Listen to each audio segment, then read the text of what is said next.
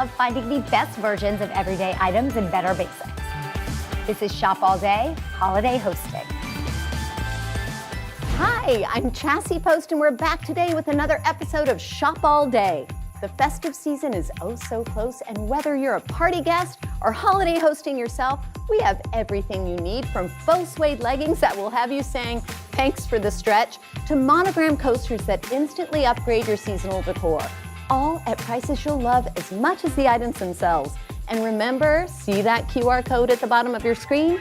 You can use the camera on your smartphone to scan it for instant access to the products on the show today. So let's get to it. We all need a go-to dress for any occasion the season may bring, and this festive frock checks all the boxes and more. Now, we talk a lot about versatility at Style Finder, and it's not every day you find the one dress that can take you from the holiday party to the office, to school drop-off, to a brunch on a Saturday, to even New Year's Eve. But this little dress will do all that and more, and oh my gosh, it is seriously stylish. Now, here are some of the three biggest trends that this one dress actually incorporates. So first, let's talk about that midi length. This is my absolute favorite length. I wear it all the time because it gives you a little bit more coverage, and it's just so easy to wear. And I wear my midi dresses with sneakers, with boots, even with high heels. Secondly, the pleats. Pleats are such a huge trend this season, and what I love so much about them is they're elongating, they give movement, and they actually make a dress look so much more expensive than it is. These pleats really dress it up.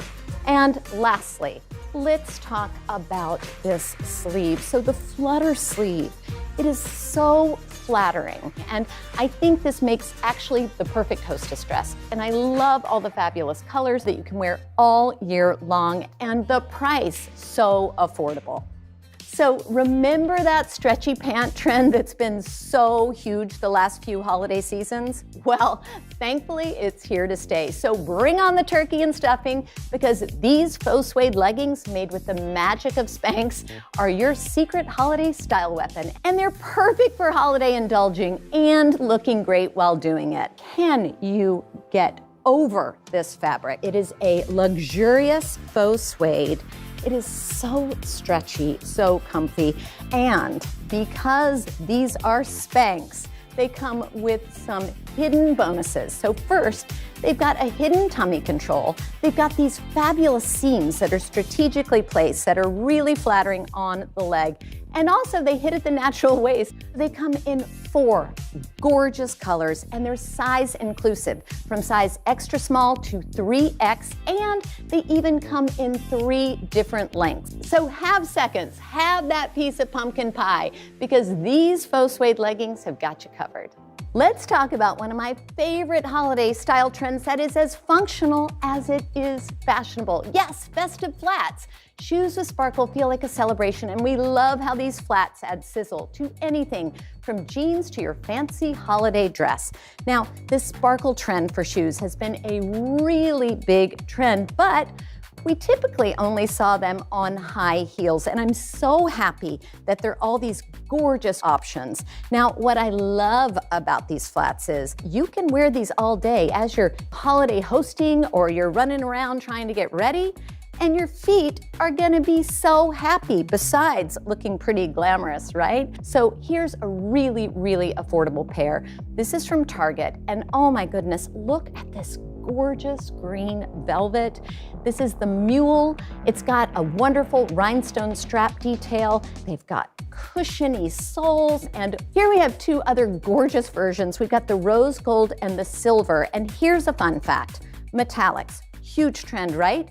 They actually act as a neutral. I call them the new neutral, and they go with absolutely everything. And these are little slingbacks. Look at this cut crystal detail. These are glamorous. And one last thing, don't think that these are just for holiday. No, you can wear them with your jeans and leggings and run around for a little everyday sparkle.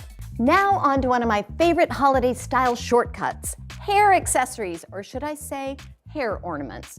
You've heard of a statement earring, but how about statement hair clips? We've got a set of embellished and bejeweled bobby pins and barrettes that is sure to add some sparkle and shine to your holiday or really any day hair look. Now, these are not just any set. This is a set of 20 gorgeous hair clips and barrettes, and that's 20 of these, all for under the price that you would pay for one pair. I mean, we've seen similar styles at high-end retailers and high-end brands, and they can get really expensive. So all the trends when it comes to hair clips and hair jewelry are represented in this one little set. So we've got the pearls, we've got these gorgeous little jewels, and you know how macarons are so huge, those wonderful little cookies that you see during the holidays? They even have little macaron-inspired embellishments. Another thing I really love about this set is it allows you to get in on another big trend with the hair jewelry, and that is wearing more than one at the same time. And you can wear these with your hair down, or it's also really fun if you do an updo to just add a little pin here and there. I kind of think of these as elegant flair for your hair. And at this price, you can really go for it.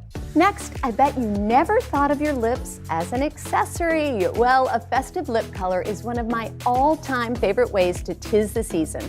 And we've got a secret for you. Behind every great lip, you'll find an excellent lip liner. And the Nars Mini Velvet Matte Lip Pencil Duo is a game changer. Okay, so these are the mini versions of the cult favorite regular size Velvet Matte Lip Pencil, and shoppers love, love, love this product because it's essentially a 2-in-1 product. So it works as a lip liner and as a lipstick. And people love this formulation as well because it's just so rich. It's velvet and matte, and it actually is infused with vitamin E. So another really great thing about this pencil is the size. It's about the size of a jumbo crayon, which makes it so easy to use because the tip is a little larger. So it's really easy to line your lips. It's also really easy to fill in your lips. And lastly, this comes as a duo. So you get 2 colors in one package for under the price that you would pay for one regular size lip pencil. And they give you a more subdued everyday color, sort of a neutral, and they give you a bold color. So it's a great opportunity to try out that bold lip trend that we're seeing so much this season, and it's perfect for the holidays. And I love this as a fabulous stocking stuffer for the beauty lover in your life. Next up, talk about a holiday beauty time saver. We've got another multitasker that will make getting ready a snap. Meet the 4-in-1 makeup pen from Alley-Oop.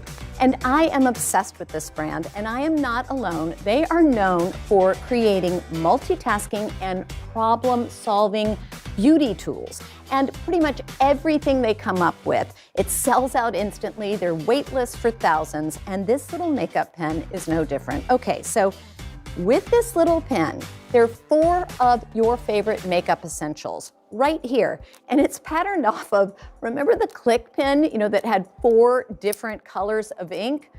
Well, this is the makeup click pen. It's got 4 different makeup essentials. So check this out. We've got an eyeliner. We've got a highlighter. We've got a brow pencil, and we've also got a lip liner, all in this one little tool. And this is so great if you're on the go, right? For quick touch-ups. Let's say you're going from, your in-laws' house to your neighbor's house, and you've got to go to the holiday party. Well, you throw this in your bag, or it's so small you can even put it in your pocket. And I just think it is such a clever way to make sure that you're looking your best all day long during the holidays. And lastly, who's ready to get festive? Here we have the Hannah Anderson matching family pajamas, and they're back for the holidays. And I've got to say, the Hannah Anderson pajamas, or as they like to call them, the Hannah Jams, are the OG when it comes to holiday family pajamas. They are so, so soft. They're organic cotton, and there's something for everyone. They're PJs for men, for women, kids, babies, even your pets. And they come in the cutest patterns, everything from patterns for Christmas to Hanukkah to really any winter tradition that you might celebrate. And they are really, really well made. The brand likes to talk about these as being hand-me-downable. So younger cousins, younger brothers and sisters, they can all wear them. You can pass them down. So let's run through all the products one more time. We've got the belted pleated flounce sleeve dress. We've got the Spanx faux suede leggings, the holiday mules, the holiday hair clip set, the Nars mini velvet matte lip pencil duo, the Alley-oop 4-in-1 makeup pen, and the Hannah Anderson family holiday pajamas. So that's it for Style Finder. Up next, Maco and Lovu is mixing it up in the kitchen with chef and host Elena Besser. And later, fun upgrades for any host putting together a festive evening, including a gingerbread house you don't want to miss.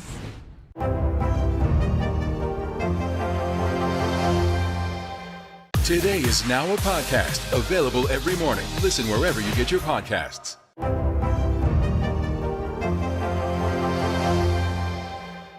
Grab your apron for a new podcast, Cooking Up a Storm with Al Roker. My forecast, yummy. Some of the best chefs spill the beans on family secrets to get you ready for Thanksgiving. This is fun. Bringing the heat for the holidays. Follow now wherever you get your podcasts. Sometimes the news can be difficult and overwhelming for kids to understand. Will coronavirus come back next year? So to help make sense of it all, we've created a newscast just for them. Man, you know a lot. We hope your family will watch Nightly News Kids Edition. Nearly a dozen hours after the eye roared ashore. There is some late-breaking news. All right, it just is. Grab your apron for a new podcast, Cooking Up a Storm with Al Roker. My forecast, yummy. Some of the best chefs spill the beans on family secrets to get you ready for Thanksgiving. This is fun. Bringing the heat for the holidays. Follow now wherever you get your podcasts. Make the most of your day with Today All Day. Get closer to all your friends at Today in a whole new way. Today in 30. We give you a mix of everything you love about our show in a mere 30 minutes. Shop today with Jill Martin. We're helping you shop like never before. The latest styles and biggest names. Today Food. Things are heating up in the Today All Day kitchen. Cooking essentials and recipe inspiration. Get ready. Are you ready? Oh, I'm so ready. Only on Today All Day. Today is now a podcast, available every morning. Listen wherever you get your podcasts. Good morning, everybody. Welcome to Today. Let's go. International Day of the Girl. The strength and courage of these women is remarkable. What's your message to girls who want to make a difference? Believe in yourself. You can make it happen. The Meet the Press Chuck Toddcast, free wherever you get your podcasts. Good morning, everybody. Welcome to Today. Let's go. International Day of the Girl. The strength and courage of these women is remarkable.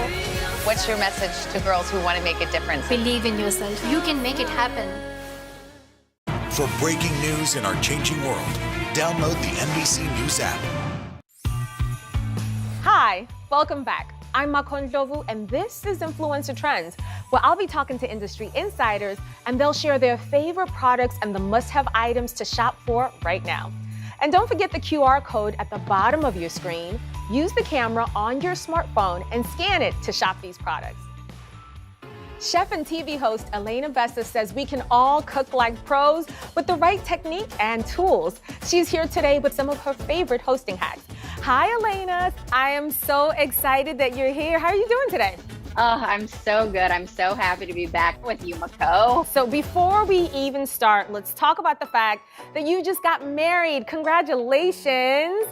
Thank you. And because you are a newlywed, I do have to ask, and a chef, what do you guys do for date night? Do you dine in or do you go out to restaurants? We're both really passionate about food and drink, and we have a ton of fun going out to restaurants and supporting our colleagues that are in the industry, which really is struggling right now. Yeah. And also getting ideas for different recipes and drinks that we then want to come home and make for each other. Oh, we love that. Okay, so our viewers actually know you from your segment called Ask Elena Kitchen Conundrums. So what's the number one tip that you can share with us where we can replicate and recreate restaurant quality meals in the comfort of our own home? I always tell people that if you have the right tools in the kitchen and you have the right attitude, you can make restaurant quality food in your own home. I love that advice. Okay, let's talk more about holiday hosting. You have some of your favorites here. Let's go through all of the items. Now, a lot of people, when it comes to baking cookies, they don't think about using this next item we're gonna talk about, which is a cookie scoop. Why do we need a cookie scoop? Okay, this cookie scoop is one of my go-tos. I use it for everything, whether it be portioning out cookies so they're all an even size and I'm able to make sure that they all bake at an even rate and they look really beautiful when they all are uniform. Or if it's scooping out mashed potatoes to serve to my guests, scooping ice cream on top of pie at the end of the meal is another great thing to do with this scoop. But it's just multi-purpose and I love it. And once I started using one of these scoops, I just was like, wow, my life is better than it's ever been and I'm never gonna go back. I love that the cookie scoop was what made your life amazing. Speaking of items that are really great for elevating your space, this table runner is something that I didn't think about, but talk to me about the importance of having a table runner.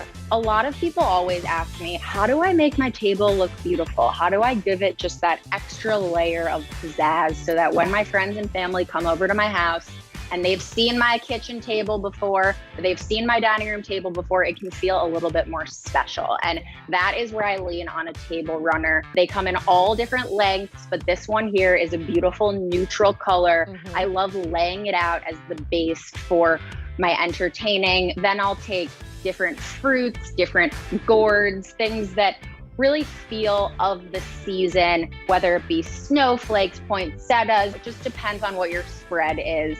And I'll lay them right on top, but having that runner of fabric, it just warms up the table and it makes it feel really holiday.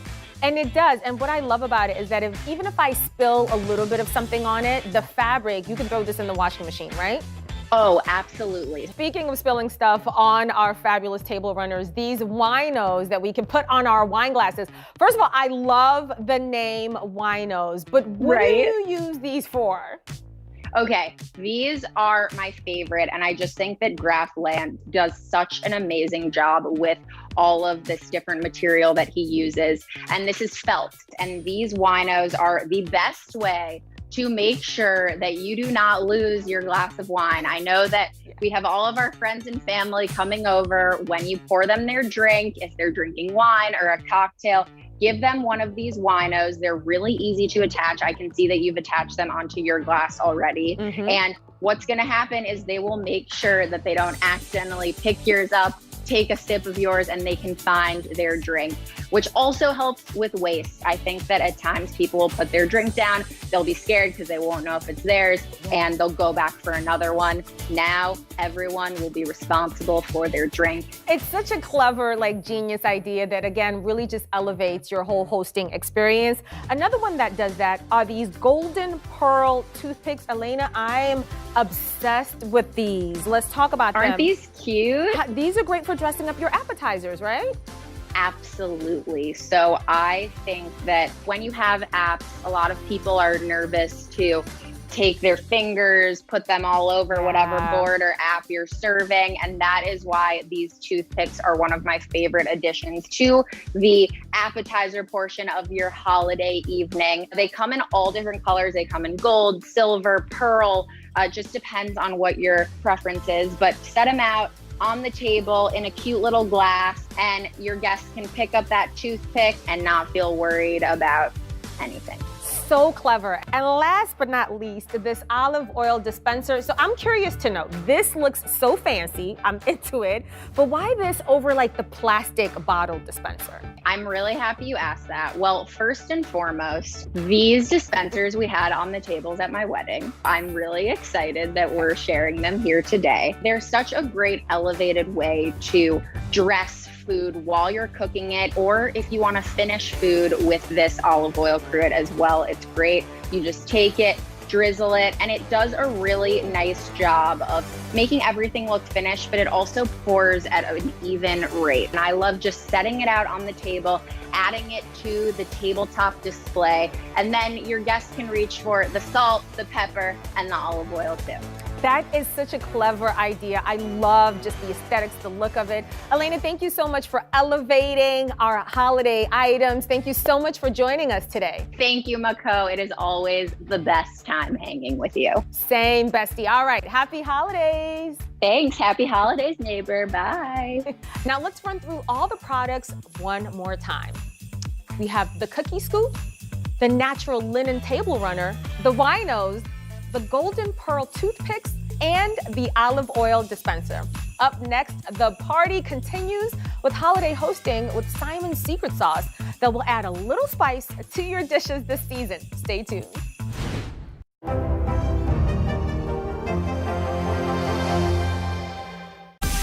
Make the most of your day with Today All Day.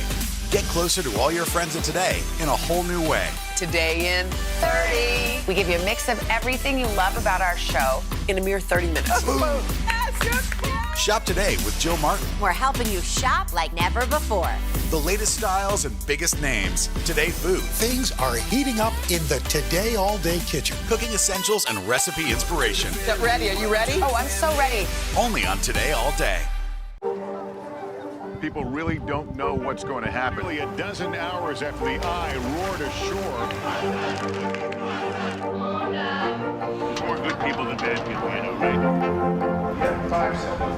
4, 3. There is some late-breaking news 4 hours until the Iowa caucuses. By the banner and everything. All right, it just made too. Today is now a podcast, available every morning. Listen wherever you get your podcasts. Make the most of your day with Today All Day.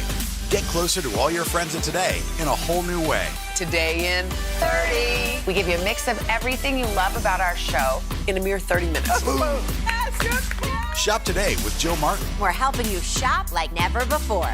The latest styles and biggest names. Today food. Things are heating up in the Today All Day kitchen. Cooking essentials and recipe inspiration. Get ready. Are you ready? Oh, I'm so ready. Only on Today All Day.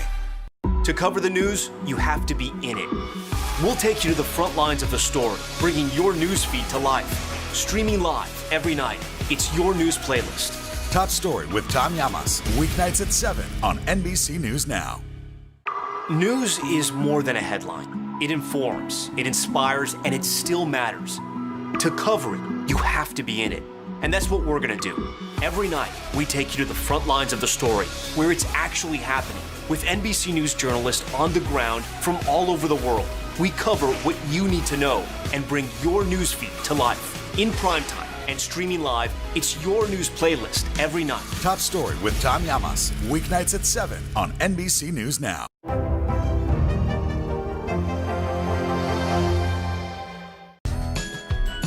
Hey everyone, welcome back to Shop All Day. I'm Jen Fallick. We are back with all things holiday hosting this season, from upgrading your seasonal table decor with monogram coasters to smart solutions for leftovers. I've got that and more. And remember, see that QR code at the bottom of your screen? You can use the camera on your smartphone to scan it for instant access to the products on the show today. So let's get to it. First up, monogramming can make even the most basic serveware instantly better. I love these coasters. These are from Pottery Barn, and you can pick any letter of the alphabet for the monogram. They come in a set of 4 for $25, but they look way more expensive. You've got white marble and wood. It's a classic design, and what I think is great is that, yes, for you to have on hand when you're hosting, it's amazing, it's smart, it's essential, but it's also easy to give these as a gift because, first of all, they look personalized, and second of all, a design like this does go with any and every decor style. They have this look of something that you collected on a trip abroad, yet they're easy to order online and have in time for the holidays. And just something to note that I love with the coaster, they have little pads on the back, so they're not gonna slip and slide, and you can make sure that they stay where you put them. And while we're on the topic of cocktails, these are from Crate & Barrel, and I love these decanters because I honestly don't think that you're gonna find a more classic style for this price. Under $50, really sturdy, heavy glass, a style that works with anything and everything. It feels iconic, yet it also has decidedly modern features, including the fact that this is dishwasher safe. It is so hard to find decanters or any other sort of large crystal and glass items that are dishwasher safe. I love that these are. For me, I like to kind of have uniform things at my bar, so I would typically go with 3 or 5 and put all the liquor in these so it looks really sleek and modern. Then what inevitably happens, we have guests over for cocktails, they always are asking where the decanters are from. As such, I have learned that decanters like this make an amazing hostess gift. So get these for yourself to upgrade your bar or bring them to a friend's house when you're going over for cocktails. During the busy holiday season, there's nothing more convenient than having an air fryer, especially if you're hosting. It heats up so fast and it works wonders quickly. This is the Dash air fryer, and not only does it come in 6 really beautiful colors, but the benefits of an air fryer are endless. Shoppers love it too. It's got 20,000 reviews. We love using ours if we're having guests over to heat up hors d'oeuvres quickly. And then the morning after the party, we always use it in my house to heat up leftovers. It makes things crispy and delicious without using a lot of excess oil. I think that some of our other appliances in our kitchen have sort of become moot since we started using an air fryer. This is a great one. Choose the color that you like, and it looks great, so it's countertop worthy. Because trust me, when you got this puppy in your house, you're gonna be using it all the time. And speaking of having people over and cooking for family and friends, this time of year, we tend to always be cooking and baking and using butter and cheese and never finishing it. But you've got half a stick of butter left over, you don't know how to store it, it ends up getting all icky, you throw it out, or you're using single-use plastic, which we're all trying to sort of cut back on. Enter the best solution. These are called food huggers. Food huggers are genius. There's all different sizes. I'm gonna grab these right here. And you simply wrap them around the end of your butter or wrap it around a hunk of cheese that you haven't finished. It keeps them fresh. They're reusable. They're cute. So always an added bonus. And it's just a really practical hack for entertaining and making the most of the ingredients that you have. I do not like wasting food. I do not like wasting ingredients. These make it so I never have to. This next item is an easy way to instantly upgrade any and, dare I say, every dish, especially if you're trying to impress your festive foodie friends. This is Simon's Secret Sauce. This sauce can be used as a marinade, as a dressing. It's great as a dip. I even love using it on breakfast sandwiches. It's something that you can have out on the table to use at every single meal. And it's a great time saver because the marinade is already mixed perfectly for you. You don't have to do all the heavy lifting as far as portioning out, mixing, blending, making sure you have all the right ingredients, because these have all the right ingredients ready to go. There's 3 different flavors to choose from. There's the original, there's a spicy, so that's got a touch of jalapeno in there, and there's also the truffle flavor, which has, you guessed it, truffle. It's got a mix of a spicy brown mustard, you also get some vinegar in there, lemon juice, a lot of really great herbs and spices, and it's just delicious. Something about the flavor is unique and interesting, but still something that everyone loves. My kids love dipping their French fries in the original. I love using the spicy one as a marinade on fish or chicken, and the truffle is so decadent, it's great as a dip. We did a crudité the other day when we had guests over, put a little of that in a bowl, and it was the first thing to go on the entire platter. And lastly, we have the most genius hosting hack activity for the entire family. So if you want to keep everyone entertained when they're over, or you've got a lot of kids coming over, you want to keep them busy, these are gingerbread houses. Now, gingerbread houses can be a daunting craft to throw out for a family entertaining gathering because there's a lot of steps to it.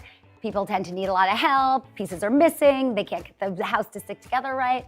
Well, these come already assembled. Yep, they're wrapped in bubble wrap, they arrive, already assembled, ready to go, so you've got your house. And it also comes with the basic candies that you need to decorate it. And then what I like to do, if you want to kind of spice it up a little bit or use things that you have around the house, leftover Halloween candy maybe, some sprinkles, different toppings, you can put out extra candy and decor elements if you'd like. You don't have to because it has everything in there, but it does take that legwork out of prepping and overseeing the craft project. Let's go through these products one more time, and you can use the QR code to get instant access to these items. We've got the set of 4 alphabet marble and wood coasters, the Crate and Barrel decanter, the Dash air fryer, the Food Huggers butter and cheese savers, Simon's Secret Sauce, and the gingerbread houses. And just so you know, Today works with affiliate partners and earns a commission on purchases made through our links at today.com. And that's a wrap on all of your better basics and for our show. It's been fun showing you our favorites. Tune in next Thursday for another episode of Shop All Day.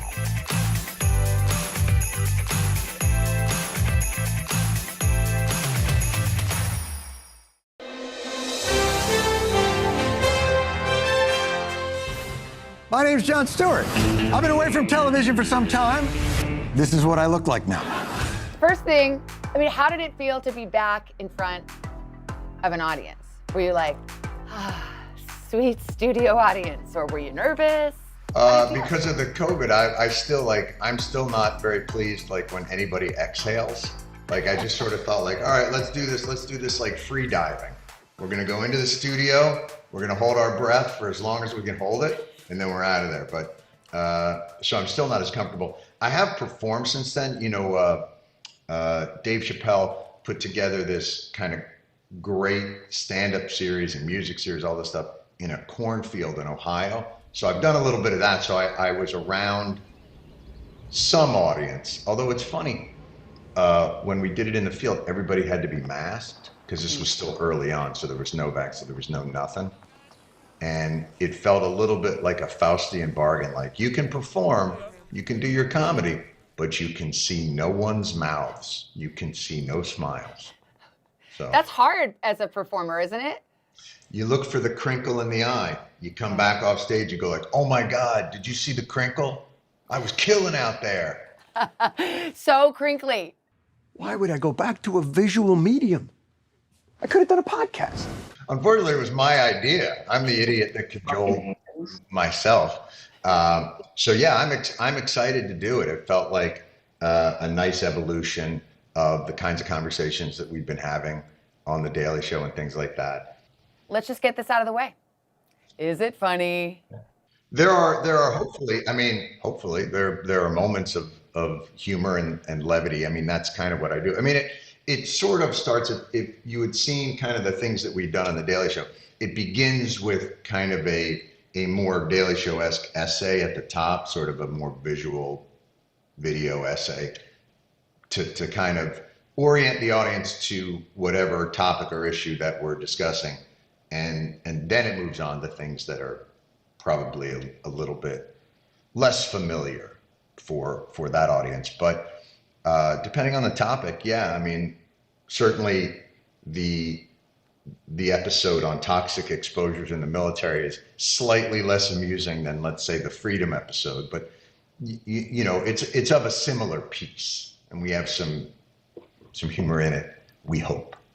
We're talking about this country. What's okay, what isn't? What are the priorities? That has to change or nothing will change. I thought watching it, the answer is yes, it's funny. It'll make you laugh, but it also might make you cry. Oh, well hold on a second. Thank you. I'm going to use that on it makes you laugh, it makes you cry. That's going right on the magazine head, Savannah. I'm going to put that in quotes. Savannah Guthrie, Today's Show. It'll make you laugh, it'll make you cry. Maybe I missed my career in marketing. Yes, I think that's exactly right. You're the blurb queen. Everybody who said, I'm going to talk to Savannah Guthrie, said, are you talking about the blurb queen? Oh, yeah. She can blurb it like nobody blurbs it. For breaking news in our changing world, download the NBC News app.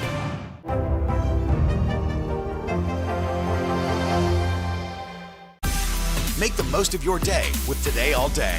Get closer to all your friends of today in a whole new way. Today in 30. We give you a mix of everything you love about our show in a mere 30 minutes. Shop today with Jill Martin. We're helping you shop like never before. The latest styles and biggest names. Today food. Things are heating up in the Today All Day kitchen. Cooking essentials and recipe inspiration. Get ready. Are you ready? Oh, I'm so ready. Only on Today All Day. Today is now a podcast available every morning. Listen wherever you get your podcasts. To cover the news, you have to be in it. We'll take you to the front lines of the story, bringing your news feed to life. Streaming live every night. It's your news playlist. Top Story with Tom Llamas. Weeknights at 7 on NBC News Now. Today is now a podcast available every morning. Listen wherever you get your podcasts. Grab your apron for a new podcast, Cooking Up a Storm with Al Roker. My forecast, yummy. Some of the best chefs spill the beans on family secrets to get you ready for Thanksgiving. This is fun. Bringing the heat for the holidays. Follow now wherever you get your podcasts. For breaking news in our changing world, download the NBC News app. Today is now a podcast available every morning. Listen wherever you get your podcasts. I'm Jon Stewart. Why don't we begin tonight with something non-controversial? We support our troops, unless they actually need support. There's a lot of it that feels like The Daily Show, but it also is going a lot deeper. And I don't mean deeper into the controversy. You're going deeper into the substance.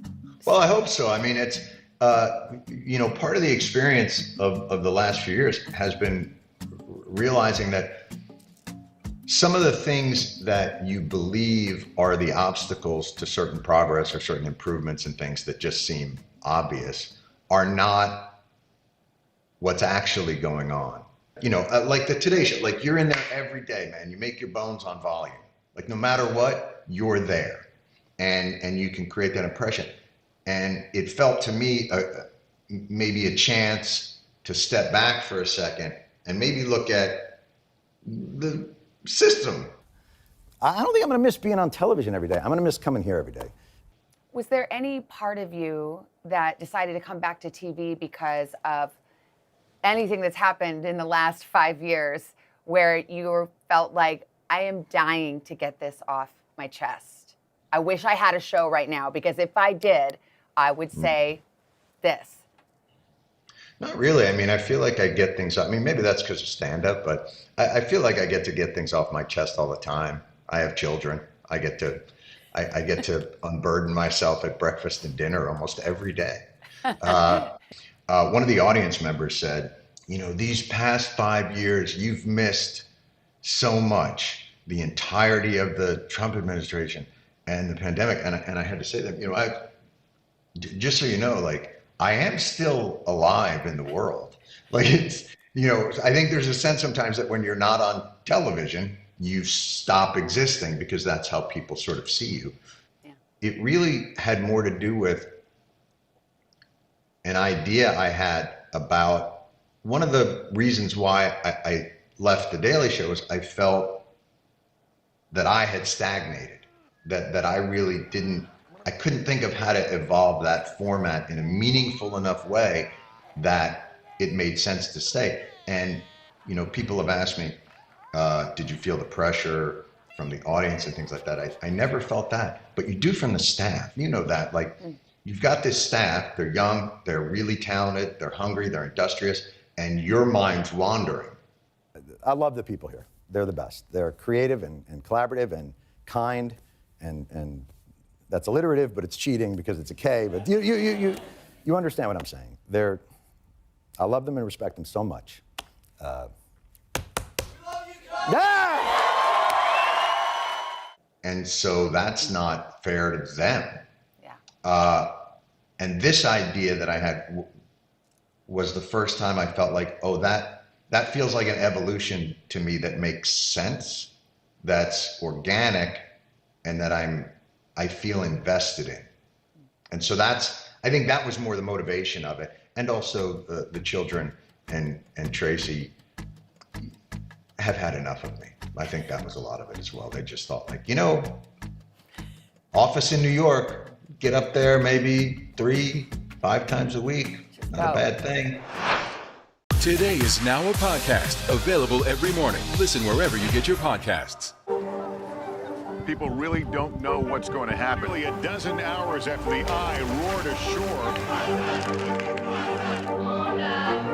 More good people than bad people, right? 5 seconds. 4, 3. There is some late-breaking news. 4 hours into the Iowa caucuses by the hand delivering. All right, it just did too.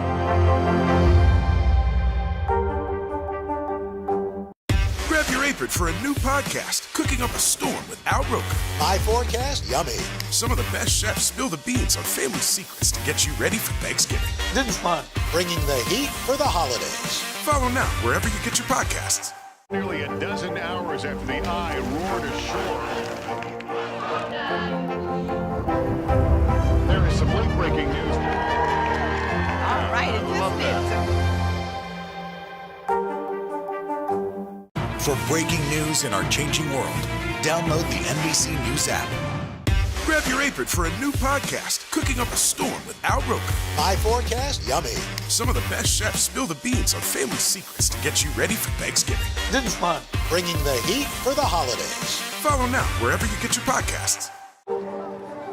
People really don't know what's going to happen. Really, a dozen hours after the eye roared ashore. More good people than bad people, you know, right? 5 seconds. 4, 3. There is some late-breaking news. 4 hours into the Iowa caucuses. By the hand delivering. All right, it just did too. Today is now a podcast, available every morning. Listen wherever you get your podcasts. I don't have any specific plans. Got a lot of ideas. I got a lot of things in my head. We need to talk about this new pastime of yours that happened during the interregnum, during the time you were off The Daily Show. Yes. You've gotten a new talent. Do you want to tell the viewers about it? First of all, very kind of you to say a new talent. I didn't say you were talented. I have a new, let's say this, I have a new behavioral tic involving drumsticks. Yeah, no, it's something I'd always wanted to interact with music. I think if I could, most comedians I think are probably frustrated musicians. And, I've always wanted to do it. And it turns out guitar is really hard. And I picked up a guitar and I tried that. And I thought, oh, that's going to be like 5 to 7 years before I can just play Blackbird poorly. But I do know how to hit things and bang on them. Done that. And so I started that, not realizing obviously the intricacies and how complex and difficult really playing drums is. But it does allow you to put on headphones and put on some of your favorite music and kind of, bang away at it. And I've loved it. I wish I had more time for it. I wish I was better at it. Okay, how does the family feel about your drum playing? Well, if you can imagine you're living with an older gentleman who won't stop doing this.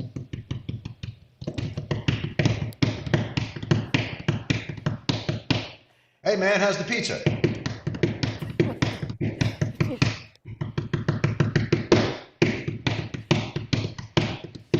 You have the drummer's overbite. Oh, the drummer's overbite. Sometimes you shut the eyes.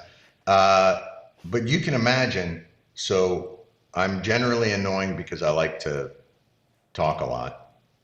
So at meals, that's annoying. And then when you add tapping, that elevates it to an entirely new scale of, oh my God, when do I get to go to college? Well, let's go back to the show. You do something in the show that you didn't ever do at The Daily Show, which is you went out in the field and actually conducted an interview. Yes. One-on-one. Yes. It wasn't humorous. The first interview you did was with our Veterans Affairs Secretary, member of the cabinet. It was tense. This delay is killing people. Yes, as soon as I was out there, I was like, oh my God, is this what the correspondents had to do? This is awful. I don't like this at all. Yeah, you're just sitting there in a room and there's no audience and there's the lights and you're like, hey, I think this guy might be getting mad at me. This isn't good. How am I going to get out of this? It's really unpleasant. Yeah, it's I don't care for it. Very tense. Does that mean you're going to be nicer to the media in this new show? No. Should people expect you to skewer the media as you did? Should Fox News be scared? One question didn't seem to really come up that much, which is, what is Fox? Listen, man, I was on every day for 16 years. They weren't scared. So I don't think anybody should be scared of anything that we do, but hopefully, we'll still hopefully have that same eye for hypocrisy or, contradictions, things like that. But maybe a more realistic eye of like what the efficacy of pointing that out is, which apparently is very low. What about dissent? Mm-hmm. Do you feel like you want to bring in dissenting views? Would you ever want to do, dare I say it, a crossfire style interview or debate with someone. Does that appeal to you at all? I mean, debate is always, I mean, anytime you have an opportunity, I mean, I think that, like the interview that we did, it wasn't necessarily crossfire, but it certainly wasn't two like-minded individuals sitting down. I mean, I think you always want to hear, I think the question is that idea of opposing viewpoints, because it sets it up as a kind of a binary. And I think if anything that I've kind of figured out over the years is there's very little binary that exists other than within kind of a media construct, because as you know, like the difficulty with media is it has to be producible. So I think the benefit of not having to do something with a recipe where the elements of it have to always be somewhat similar so that you can make it, gives you an opportunity to maybe move in directions that you wouldn't normally have to move in. And so I don't look at it as, oh, we're going to get a contrary, we're going to get the pro and we're going to get the con, because so little of these issues really revolves around that. It actually generally revolves around there's an obstacle in the system, or it's incentivized in such a way that these are the outcomes that are happening. So it's more, you know what I would imagine it is in some ways?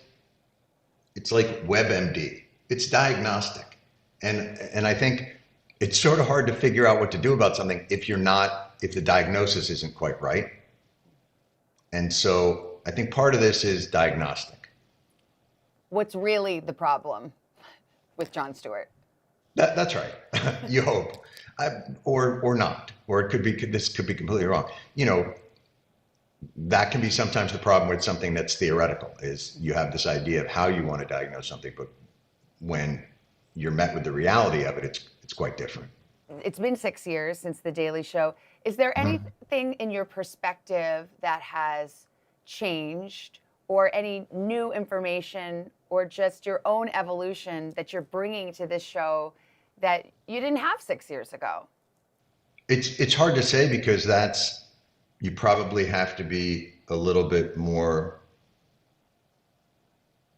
self-aware.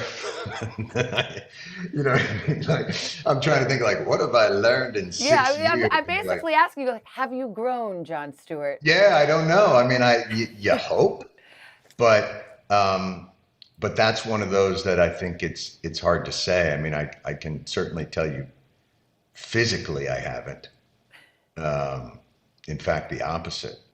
You know, you would hope that there's an evolution and there are things you've learned and you do things better. And unfortunately, that just generally leads you to revelations of the things you still don't do right, or the places for growth that you still need to address. It's all kind of, I wish it were, you know, the arc of the moral universe for people is long, but it bends towards better. But I think we all know it's peaks and valleys and ups and downs. I'm gonna have dinner on a school night with my family, who I have heard from multiple sources are lovely people.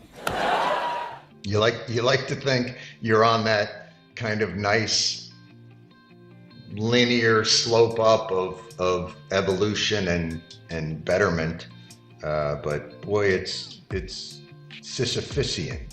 Is that a word? Sisyphusian. Get dictionary.com again. Hold on. Yeah, there you go. You grow a little bit, you slide, you think. You know what the problem is? The problem with Jon Stewart is you don't know what your blind spots are because you're blind to them. And so you can shine a light on one area and grow in that area, and all of a sudden this other shadow appears. And, you know, I think that's kind of that's the whole game, isn't it? It's very human. It's very, I mean, that's it. Yeah. Finally, I read that you said in the time after, I don't want to call it your retirement. You didn't retire. I know. I know I'm like, you're mad at me now because I keep suggesting that. No, it's not. It's fine. No, but it's not anything I haven't thought of. In this period of time, I read you felt like being away from that daily grind. You said that life got richer and more colorful, and I liked that. But can you tell me more? Like, can you elaborate? Well, it's probably some, you know that feeling because you are. Listen, man, you guys are there every day, and the harder part about what you do is you're doing what we did on the Daily Show, but you're doing it at 4 a.m, or that's not a complaint. Everybody's got a job to do, and those jobs have parameters. But I felt like the Daily Show, it's like looking through life through that tube, the cardboard roller that you pull out of a paper towel roll, and so you have a sense that kind of becomes your world, that you're so hyper focused on this one thing that it gives you this really narrow field of view. And then when you leave it, there's this expectation that you've somehow diminished your life and experience by removing this incredible opportunity you had, this incredible success you had. And so you remove the tube, and then you go, oh my God. It feels like one of those videos where the guy puts on the glasses for the first time and sees colors, where you're just like, oh, I had no idea that all this was going on. And it was kind of a beautiful, there was a weird, I think for the first few months after leaving the show, I was a little Forrest Gumpy, like just out in the world, like, how, what? You don't need to swipe the card, you just hold it up and suddenly the groceries are yours? Impossible! Outrageous! I love it. It was that kind of thing. So, you're like emerging from like the space-time continuum. Yeah, there's a little bit of Rip Van Winkle to it.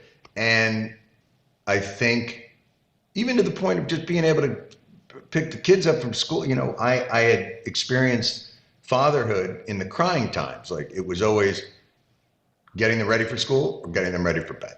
Yeah. So it was always those moments of like, I don't want to do that and I don't want to do that. And you were like, these children seem peculiar and resistant. So having those moments of just picking them up from school and driving them home and listening to the conversation in the back where they aren't as aware of you're in there, it's so much more revelatory and lovely. And so I really appreciated that. And I think that informed how I went back to doing another television show, because I didn't want to put myself in another position where my field of view got so narrowed again. I really wanted to have the satisfaction of the work without that other element of just to the detriment of all these other things in life. I believe they refer to it as balance. I was just about to say, Jon Stewart, sounds like you have it all. What? Ding! I was looking for a good little ending. How do you like that as an ending? It's nice. Obviously, you have it all, but still live within my own head, which is, as you know, not a pleasant. That's not a good, this isn't a good ending. Now you're like you're messing it all up. Now it's getting all complicated. Yeah, that's probably true. Sorry about that. Thank you so much for doing it. Did I miss anything that we should have talked about that you were having on, that you wanted to get off your chest? Did I screw it up?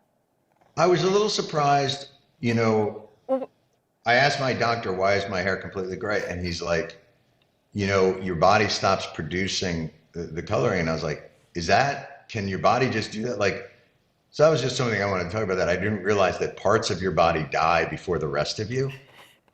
It's sort of like, you ever go to a deli and it's like 8 and you're going in for a sandwich, but they've put all the saran wrap on all this, and you're like, hey man, can I get a sandwich? You're like, no, we put it away. And you're like, but it's a deli and I'd like a sandwich. You're like, yeah, no, we don't make those anymore until tomorrow. And that's what your body does. It's like, it's shut down before you're like, but I'm still using my head. Yeah. You're like, no.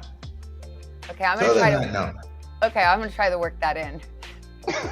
It'll flow. Let me see what I can do. But I'm not a magician, for God's sakes.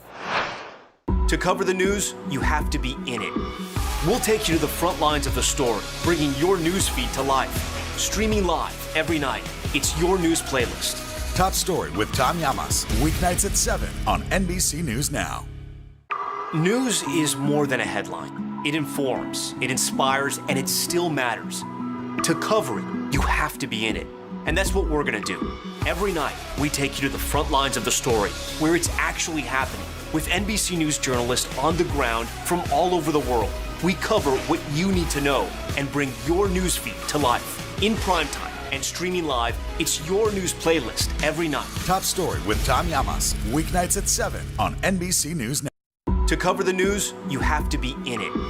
We'll take you to the front lines of the story, bringing your news feed to life. Streaming live every night, it's your news playlist. Top Story with Tom Llamas, weeknights at 7 on NBC News Now. People really don't know what's going to happen. Nearly a dozen hours after the eye roared ashore. More good people than bad people, you know, right? 5 seconds. 4, 3. There is some late-breaking news. 4 hours until the Iowa caucuses. By the hand delivering. All right, it just did too.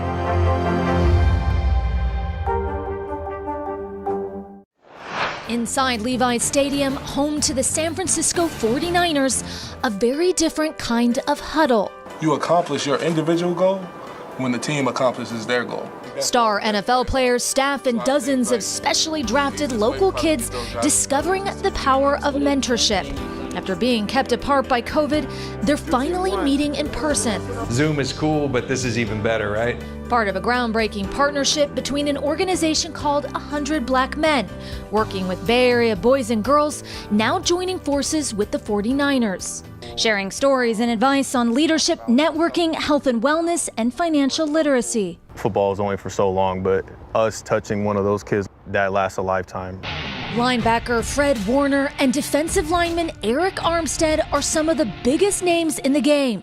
We play football on Sundays, but we also have a lot more to give than just playing football. What you do outside of the stadium is as important as what you do inside. Absolutely. More important. More important. Why?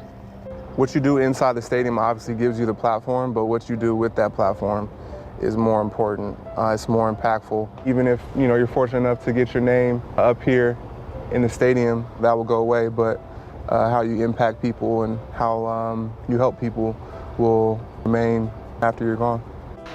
That support means the world to 17-year-old Jonathan Martin. A mentor is somebody who will have your back. A star student with over a 4.0 GPA, like so many other kids, he struggled with anxiety and stress throughout the pandemic. It has definitely been isolating. Just not able to have any interaction has been very tough. He said connecting with his 49er mentors helped pull him through. They taught me to keep going, persevere. This is going to end one day. So just having the mentors there to coach me up and tell me that these things will be over with and that you will have a good time has just been a great help. It's an inspiring partnership born out of one of the most consequential moments in our nation's history, the murder of George Floyd and the reckoning that followed. We saw a whole world that was really shifted and changed by that moment. 49ers general manager John Lynch was one of those people changed.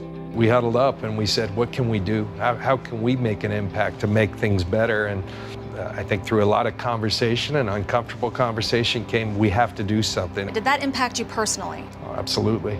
Has this program changed the 49ers? I know it's changed me. It's changed Fred Warner. It inspires me to want to do better. If I could have seen someone, who looked like me and, was somewhere where I wanted to be, saying as a young person, I want to be an NFL player one day, and for that NFL player to tell me, you can be so much more. Don't just shoot for the stars, just shoot past the stars. That's why I want to do what we're doing. It's really important. Warner and Armstead also have a message for kids who feel alone and might be struggling. At times, you may feel like you have no one that cares, no one that understands. I may not know you, we may not ever meet, but I care. I think you deserve every opportunity to be successful and live a great life. I encourage people to educate themselves. Just be a good person, be a good human being, because at the end of the day, that's what's gonna matter. It smells so good. Oh, it smells like pastry. What are you doing? Can we not put your face in the dough? I'm glad it's just us eating it.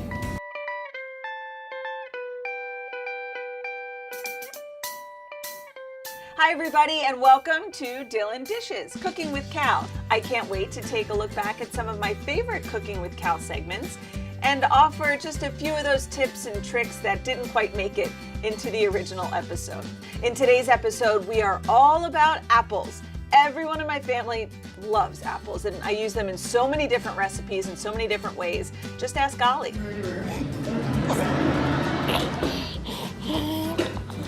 I love taking the boys apple picking. I don't know why, it ends up being one of the most stressful days. Somebody has to go to the bathroom, somebody's hungry, there's no parking because the apple orchards are so crowded outside of New York City, but I am determined to always take the boys apple picking. I just think it's fun once you kind of go along that row and there's nobody else around for a little while and you pick the best apples, you kind of sneak a bite here and there. And the best part is I make so many different things with apples that I love bringing a big bushel of apples home and just seeing what we can do with them. For anyone else who went apple picking recently, here are 2 easy ways to use up all those apples. First up, my crunchy apple salad. Cal has a list of the ingredients you'll need for this recipe. So let's go through the ingredients, okay? What's in our apple salad? Apple. And zucchini. Try again, not zucchini. Salad? So close. Celery. Celery. And what are these? I think you know. Cranberry. You've been snacking on those since we started. Do you know what this is? A nut. It's a walnut. Walnut. And then you know this one. Yogurt. Lots of vanilla yogurt. So this apple salad is a perfect after-school snack. It's a good breakfast. It's just a good all-around nice healthy alternative.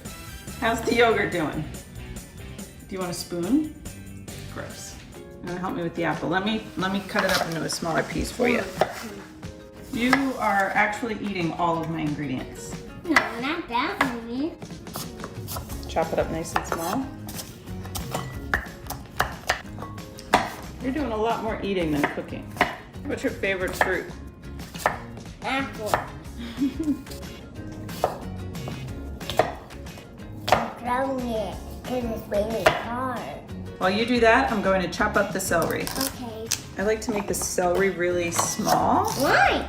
So that it's not too hard to chew. Oh. So Kel, when I was little, Yeah? I used to eat this all the time, every single morning for breakfast. Was that a long time ago? It was a long time ago. Even when I first moved to New York, I used to eat it all the time, every morning for breakfast. Really? That's weird. Mix it up. Yeah, mix it all together. All right, what should we put in next? How about some of these?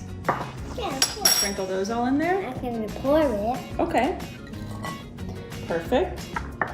And now let's chop these up a little smaller. Just rock your knife back and forth. Look at how small I made these. Whoa. So now we got all our ingredients in here, right? And here's the fun part. There you go. And this is the medium one or the biggest one? What, bowl or a spoon? Spoon. That's the small one. I have to lick it off. Did you have to lick it off? Yeah. Oh. Yeah, because there's yogurt on it. So you can add as much yogurt as you want. It's not really a measurement here. It's more just once everything is all nice and combined. Sometimes I'll add blueberries in here. Oh, I have to lick it off. Oh. I just eat it off. So that's it. Super simple, right? I usually make a big bowl of this and then just scoop it out in the morning, or you can divvy it up into little Tupperware containers and it's good to go as a grab-and-go snack. Are we done? That's it. That's all we have to do. Are you gonna taste one? I'm gonna taste one too. A taste test? It's a taste test. What spoon should I use? Is it healthy? It's very healthy. Up next, we are taking apples from sweet to sweeter with one of my favorite fall treats, apple dumplings with a homemade caramel sauce. You don't want to miss this. Good morning, everybody. Welcome to Today. Let's go. We're going to kick off the Pink Power and Breast Cancer Awareness Month. What's the best thing about being this age? You have nothing to prove because you already proved it. What does it feel like to be in a city that you love so much? I am humbly proud that I stuck up for my town. We all have the honor of helping reopen the doors. Broadway is back! Good morning, everybody. Welcome to Today. Let's go! International Day of the Girl. The strength and courage of these women is remarkable. What's your message to girls who want to make a difference? Believe in yourself. You can make it happen. Sometimes the news can be difficult and overwhelming for kids to understand. Will coronavirus come back next year? So to help make sense of it all, we've created a newscast just for them. Man, you know a lot. We hope your family will watch Nightly News Kids Edition. The Meet the Press Chuck Toddcast, free wherever you get your podcasts. Sometimes the news can be difficult and overwhelming for kids to understand. Will coronavirus come back next year? So to help make sense of it all, we've created a newscast just for them. Man, you know a lot. We hope your family will watch Nightly News Kids Edition. Grab your apron for a new podcast, Cooking Up a Storm with Al Roker. My forecast, yummy. Some of the best chefs spill the beans on family secrets to get you ready for Thanksgiving. This is fun. Bringing the heat for the holidays. Follow now wherever you get your podcasts. The Meet the Press Chuck Toddcast, free wherever you get your podcasts. To cover the news, you have to be in it. We'll take you to the front lines of the story, bringing your news feed to life. Streaming live every night. It's your news playlist. Top Story with Tom Llamas, weeknights at 7 on NBC News Now. For breaking news in our changing world, download the NBC News app. This isn't about spending going forward. This is about spending that's already happened. Do you accept the idea that we have a crisis at the border? The vaccine mandate. Is this going to work or is this going to backfire? If it's Sunday, it's Meet the Press. Good morning, everybody. Welcome to Today. Let's go! International Day of the Girl. The strength and courage of these women is remarkable. What's your message to girls who want to make a difference? Believe in yourself. You can make it happen. Nearly a dozen hours after the eye roared ashore. There is some late-breaking news. All right, Sometimes the news can be difficult and overwhelming for kids to understand. Will coronavirus come back next year? So to help make sense of it all, we've created a newscast just for them. Man, you know a lot. We hope your family will watch Nightly News Kids Edition. Today is now a podcast, available every morning. Listen wherever you get your podcasts. Nearly a dozen hours after the eye roared ashore. There is some late-breaking news. All right, For breaking news in our changing world, download the NBC News app.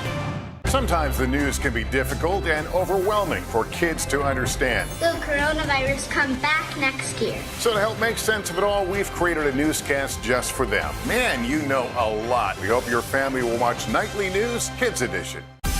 Make the most of your day with Today All Day. Get closer to all your friends at Today in a whole new way. Today in 30. We give you a mix of everything you love about our show in a mere 30 minutes. Shop today with Jill Martin. We're helping you shop like never before. The latest styles and biggest names. Today Food. Things are heating up in the Today All Day kitchen. Cooking essentials and recipe inspiration. Get ready. Are you ready? Oh, I'm so ready. Only on Today All Day. Welcome back to Dylan Dishes Cooking with Cal. Today's episode is all about using a favorite fall staple, apples.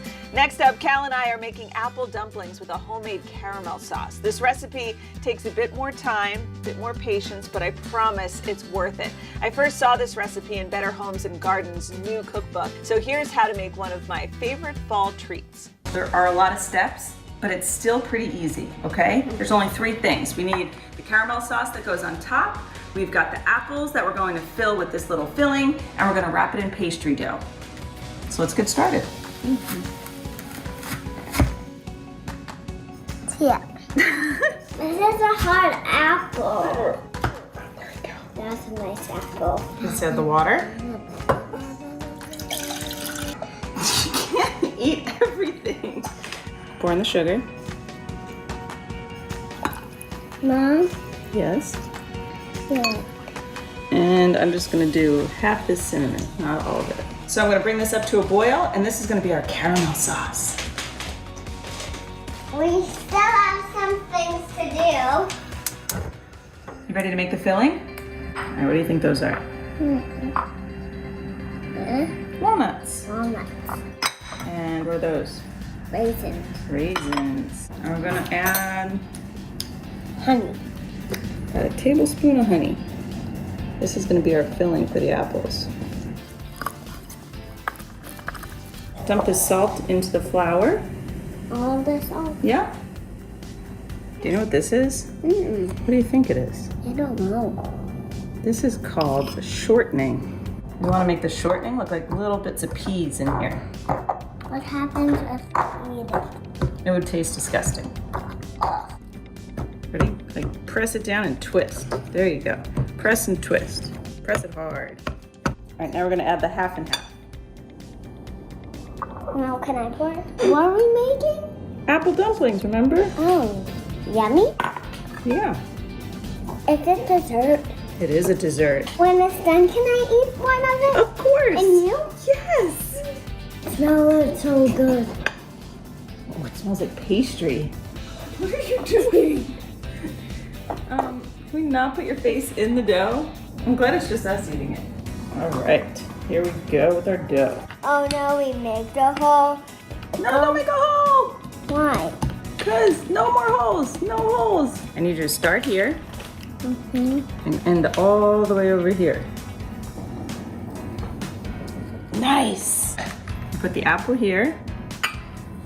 I'm gonna fill it. Can you take a little bit of this?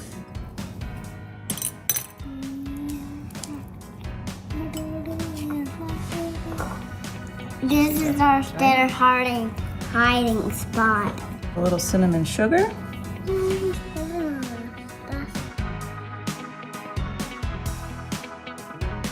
I'm gonna pour this sauce over the dumplings. Carefully.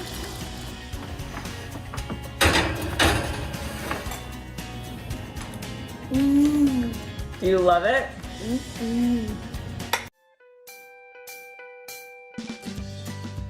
Okay, so if you want to make this apple dumpling recipe right away, you might be thinking I don't have an apple core like I used, but there is a way you can just cut right through the apple. It's tedious, I'll tell you that. In fact, I held off making this recipe until I ordered one of these. Wherever you get, kitchen supplies, it's an easy order. Just wait a couple days until it gets there. But if you don't have patience, just be careful. And I wouldn't recommend doing this part with the kids because you need a very sharp knife and you literally just have to cut around the core of the apple. So make sure you go all the way to the bottom. This is probably the worst part of the whole recipe, is coring the apple.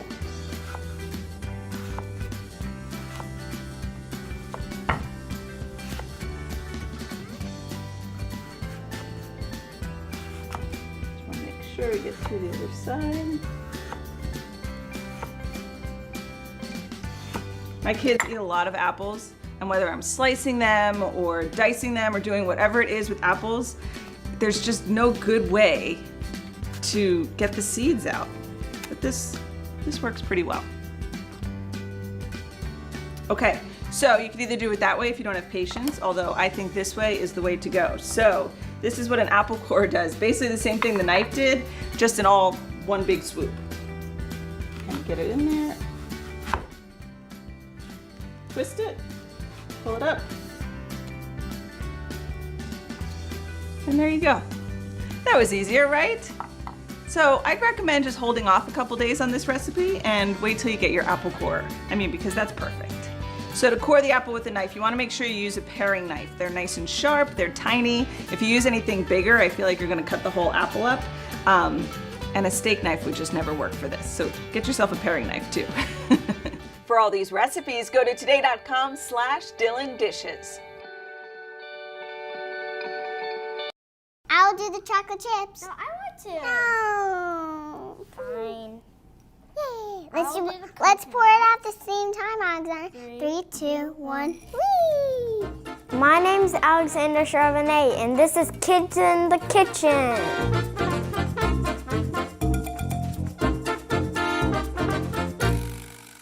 My name is Alexander Charbonnet. I'm 7 years old, and I'm in 2nd grade. I started cooking when I was 5 for my mom and my dad and my sister. I started my cooking channel 2 years ago when I was 5. Hi guys, hi friends, welcome to my show. Kids Can Cook with Chef Alexander. We are making banana muffins with no egg, because I'm allergic to egg. My egg allergy makes me sad, but I'm more sad because I can't eat stuff like other people. Because of my allergy, I can't eat cookies or donuts or like cakes or like a lot of stuff. My mom is awesome because she makes eggless stuff like cookies, cupcakes, and regular cakes. But my mom and I bring treats like cookies without egg to school with me so I can enjoy it with my friends. My little sister has a peanut allergy. She can have like peanut butter and jelly, so I feel like she's special too. My mom was the one who taught me how to cook. My favorite part of cooking is I get to spend special time with my mom cooking. My favorite hobbies are playing video games, riding my bike, riding my scooter. I also really love dinosaurs. Here's a fact of some dinosaurs. Did you know that the Allosaurus doesn't have serrated teeth, and it actually uses a jaw? He opens his mouth and he slashes his upper jaw into its prey like a hammer. We are making chocolate donut cakes. So we have this flour, so we're gonna dump it into the sieve. I wanna be a pastry chef because I'm already a pastry chef. I am so excited because today we're making Eggless Trini, Macaroni Pie, and blender muffins with apples, bananas, and carrots.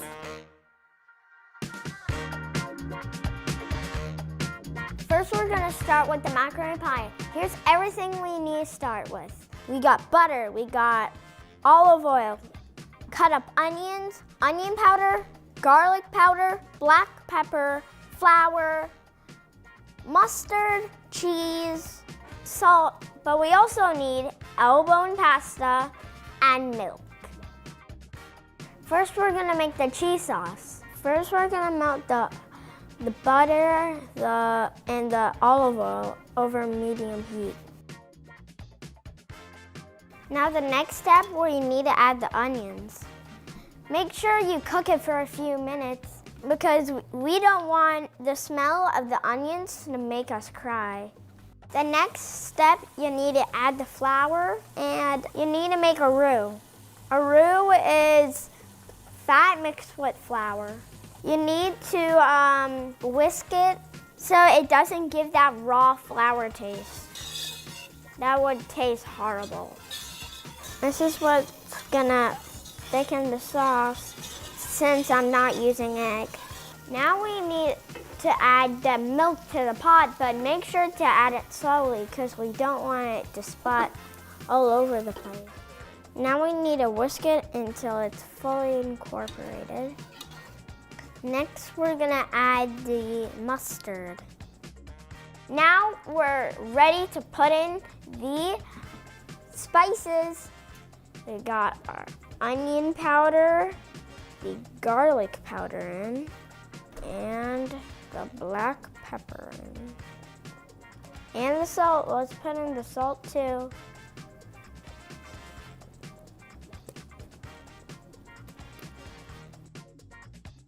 Bubbling, it looks like lava. This is what we're looking for. I wish you guys can smell this, because it really smells good. Now for the best part, we put in the cheese.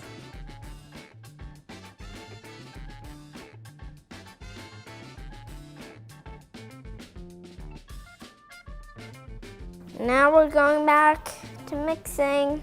The sauce looks like this. This is a little hot, so you know who I need? Mommy!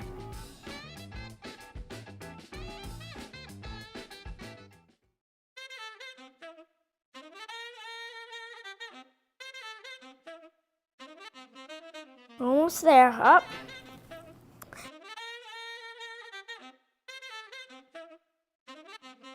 It's important to incorporate the pasta into the cheese sauce. We're gonna put in a greased baking dish, and then we're gonna top it off with cheese.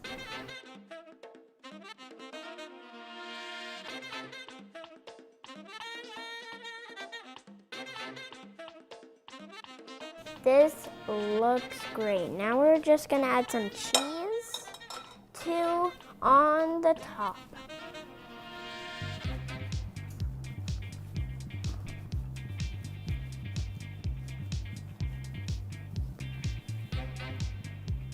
I need to pop this in the oven, so I need to call Mom again. Mom!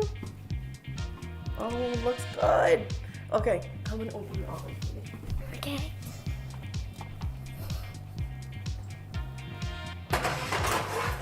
Thanks, Mom. Oh, no, thank you. Good job. We're gonna let it bake for 25 or 30 minutes.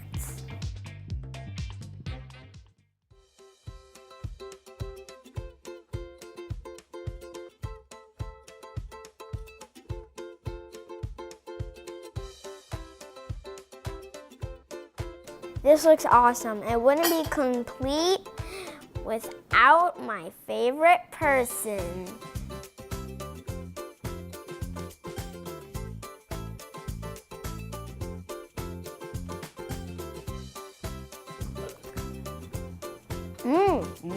Yeah.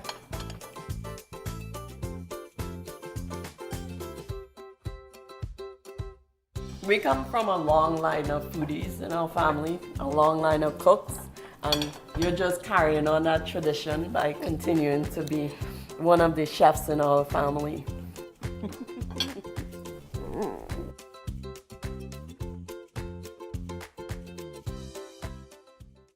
Good morning, everybody. Welcome to Today. Let's go! International Day of the Girl. The strength and courage of these women is remarkable. What's your message to girls who want to make a difference? Believe in yourself. You can make it happen. To cover the news, you have to be in it. We'll take you to the front lines of the story, bringing your news feed to life. Streaming live every night. It's your news playlist. Top Story with Tom Llamas, weeknights at 7 on NBC News Now. Nearly a dozen hours after the eye roared ashore. There is some late-breaking news. All right, it's this.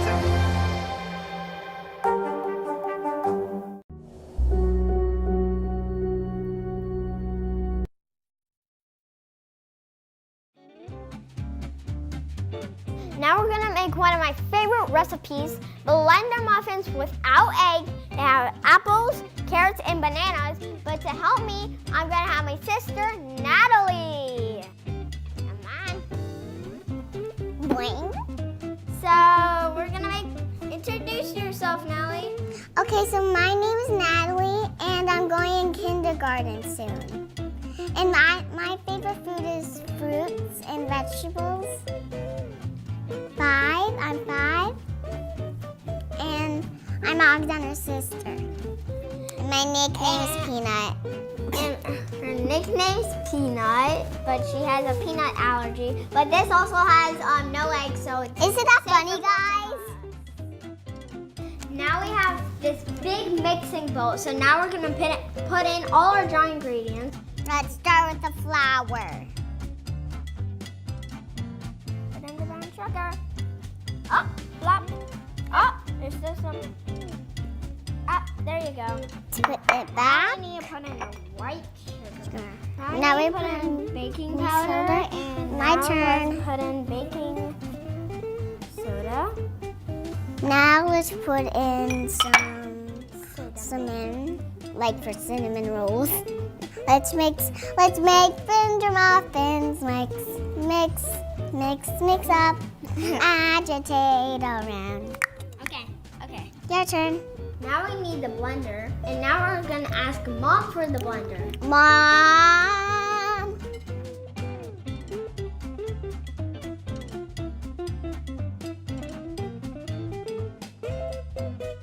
Now we're gonna add the apples, the carrots, and bananas to the blender. Let's start with the apples. Yeah. Plop. Plop. Time for carrot time. We're gonna put in the carrots. And guys, in case you know, these are for our bunnies, but we use them for baking now. Let's put the banana peel right. Break it in half and then put the other half in. That might be smart.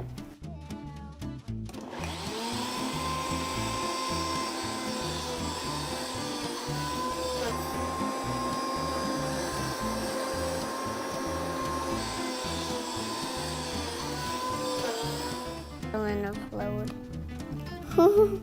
It looks weird. Wonder. I'm trying to get the ones on the back. Maybe we should do it together. Let's mix and agitate. Let's mix and agitate. Let's do that. Now let's add. I'll add the butter. Vanilla and let's do it. 3, 2, 1. Wow.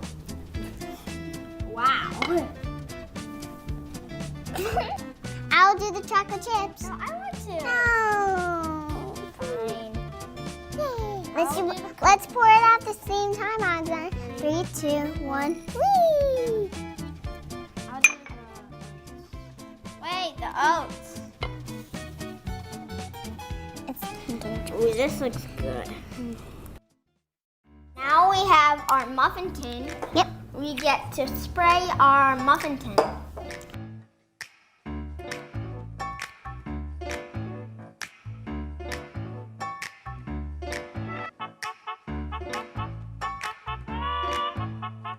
Yeah, we need to do it 3/4 way full. How about you scoop it and I put it in?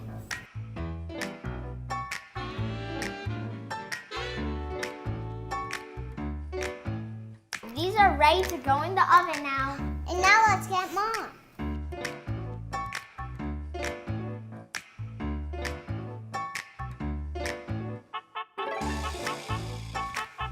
Now it's going to take 18 to 22 minutes. Bye. We'll see you on the next step. Oh my gosh! They're done! Now we have to call Mom. Mommy!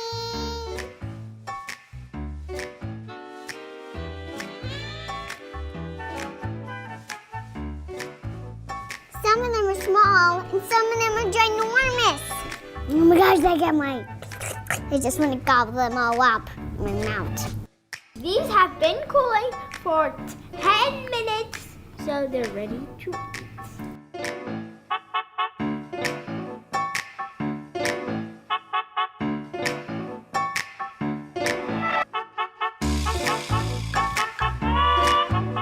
Again, you did an awesome job. High five.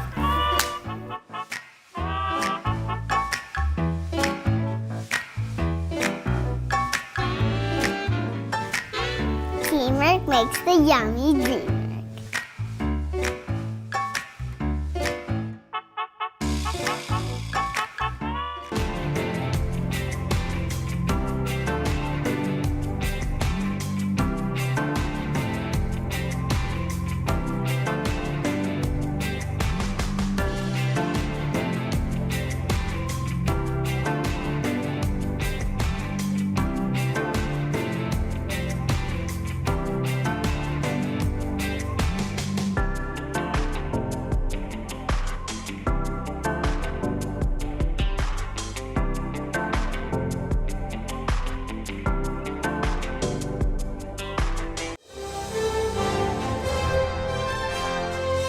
Good morning, everybody. I'm Al Roker, and this is Today's Show Confidential. This week, Hoda Kotb sitting down with Chrissy Teigen. Having this period of time and time to digest it all and to look back and to realize that, honestly, there is always so much time to grow and to learn and to become more empathetic. Lady A joining us in Studio 1A. Everyone, I think, changed a little during this pandemic, and everyone seems to, come on, has talked about like a different feel they have to their music. It was our therapy. I think it was a way for us to really start to process what was happening. And we are celebrating 100 days to the Winter Olympics. We'll be watching. Yes, we will. Come on, Kier. Kier, go skate off. Skate off into the sun. Are you on skates, Kier? I'm not, I'm afraid, my friend. I'm going to get out there after this. Okay. All right. Thank You got 100 days to make the team, okay? And with just 24 hours before our Halloween show, our transformation will soon begin. And it will be spooktacular. That's right. And now, here are your hosts, Libby Listo Lantern, Dracumas, and Pete Scream. Happy Thursday, you guys. Why are we back on Zoom? No, I don't know. It's throwback episode. It's a throwback to 2020. Yeah, well, the truth is we had a meeting that conflicted with our live slot today. Work had to get in the way of our radio show, man. I know. It's a bunch of nonsense, if you ask me, these meetings. These damn meetings to put on the Life is all about choices, and I think we chose poorly. We definitely chose poorly, but it is convenient just to hop onto Zoom and hang for a bit. It is. Better than nothing, right? I do miss the lovely, the ambiance of the Sirius XM studios across the street. Yeah, definitely. Well, how's the office today, guys? Is it Halloween a buzz? It is buzzing. It's buzzing. There are a bunch of people here because they're doing rehearsals for Halloween. Right now, right this second. Basically happening as we speak. And they're, we actually like to bring people in for it, right? So some of the people working on Halloween are like across the country. So we brought them in and we're, it's still within the COVID protocols, but we have more people, I think, working this week than we've had in, I don't know, probably a year or so. Baz and I just had a meeting of 5 people in a room. Yeah. Oh, that's a record, actually. Mm-hmm. It is. Let me guess, the director? No, it was not. Unrelated to Halloween. Oh. It's a special meeting, Libby. Really? I have a little Today Show Confidential right now, too, by the way. What do you got? So I am sitting, in order to make this broadcast even more special, I sit away from my desk so that people can't bother me while I'm doing this. So I'm in the conference room in the back. And to my left, and in front of me, and to my right, are all of the Halloween costumes. No. I'm looking at them as we speak. Well, we used to be a little more secretive about that stuff. Why are they out and open? In a glass office, by the way.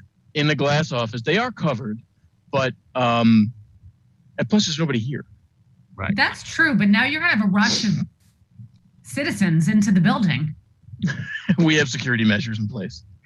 Or how do they look, Pete? They look cool. I was just thinking how well preserved and nice everything looks. It's not like my closet. Everything's clean. Now, here's a question for you guys. Maz, are we using Saturday Night Live this year?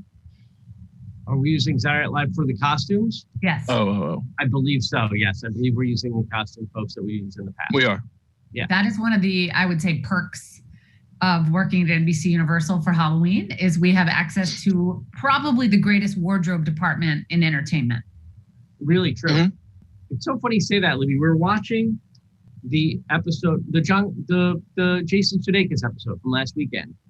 And Kenan Thompson was wearing, I don't know, like a funny suit or something.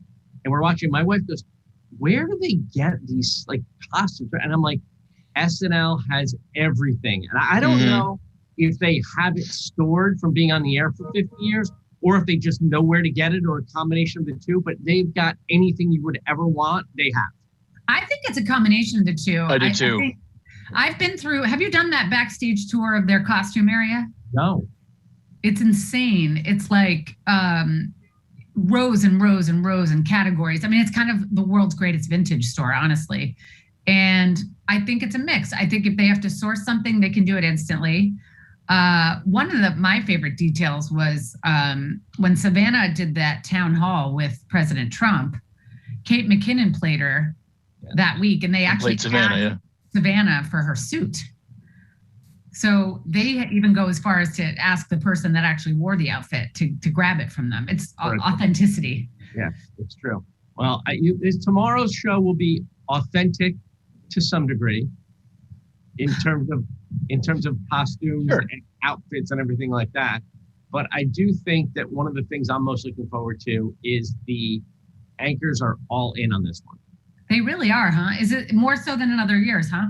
Feels that way a little bit, I think.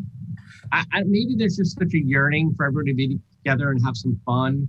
You know, I think last year we were, I think everyone was still nervous, right? Because it was still mid-pandemic and there was no vaccinations. And I think everyone was a little nervous about getting through it without anybody getting sick or getting anyone, on the crew sick.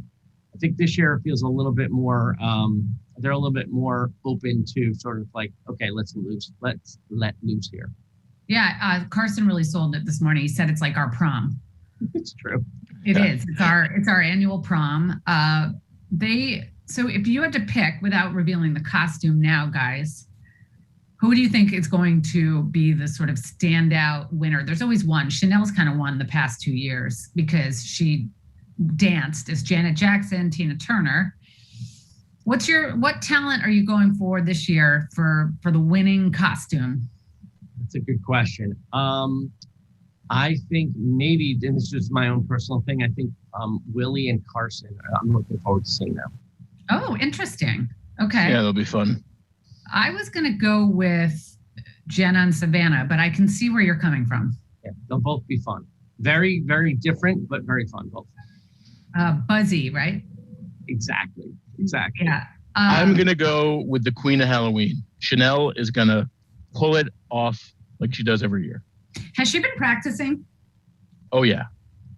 And we've heard she kills it. We've heard she kills it, Libby. Oh, really? Yeah. Yeah. She's the best. She's going to win again. I'm not surprised. Maz, have you screened the tapes? I've screened not all. No, I screened a couple of them, but not all of them. So a lot of them. So I had a conversation. Malia and Christine are producing. They are still, a lot of it's still being edited today. For whatever reason, I don't know what it was this year, but it kind of, the schedule got backed up a little bit. So they shot later than they normally shoot. Oh, that's a little down to the wire.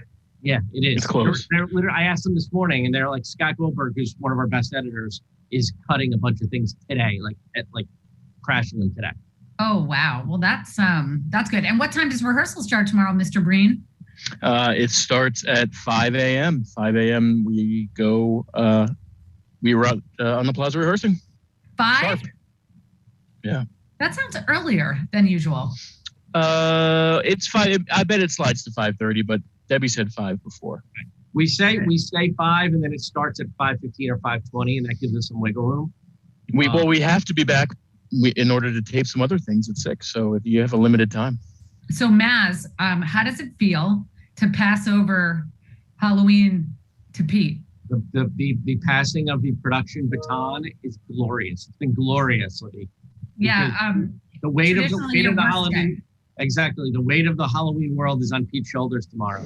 And just so people have a sense of it, because we tape a lot of the stuff in advance, so it all has to time out perfectly in order for it to fit within the show. And Pete's already, I can see the sweat right now.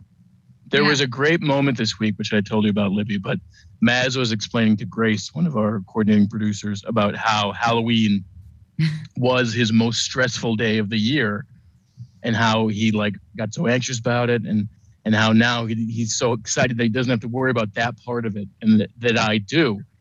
And then I was laughing and then I was walking away and Maz says, where are you going? Where are you going? Are you leaving? And I said, no, I have to go to a holiday scheduling meeting. He goes, that was my second least favorite thing of the year. Holiday scheduling followed by Maz's third holiday tapings. Holiday tapings. That's coming up soon too. That's headed your way too. I can't wait.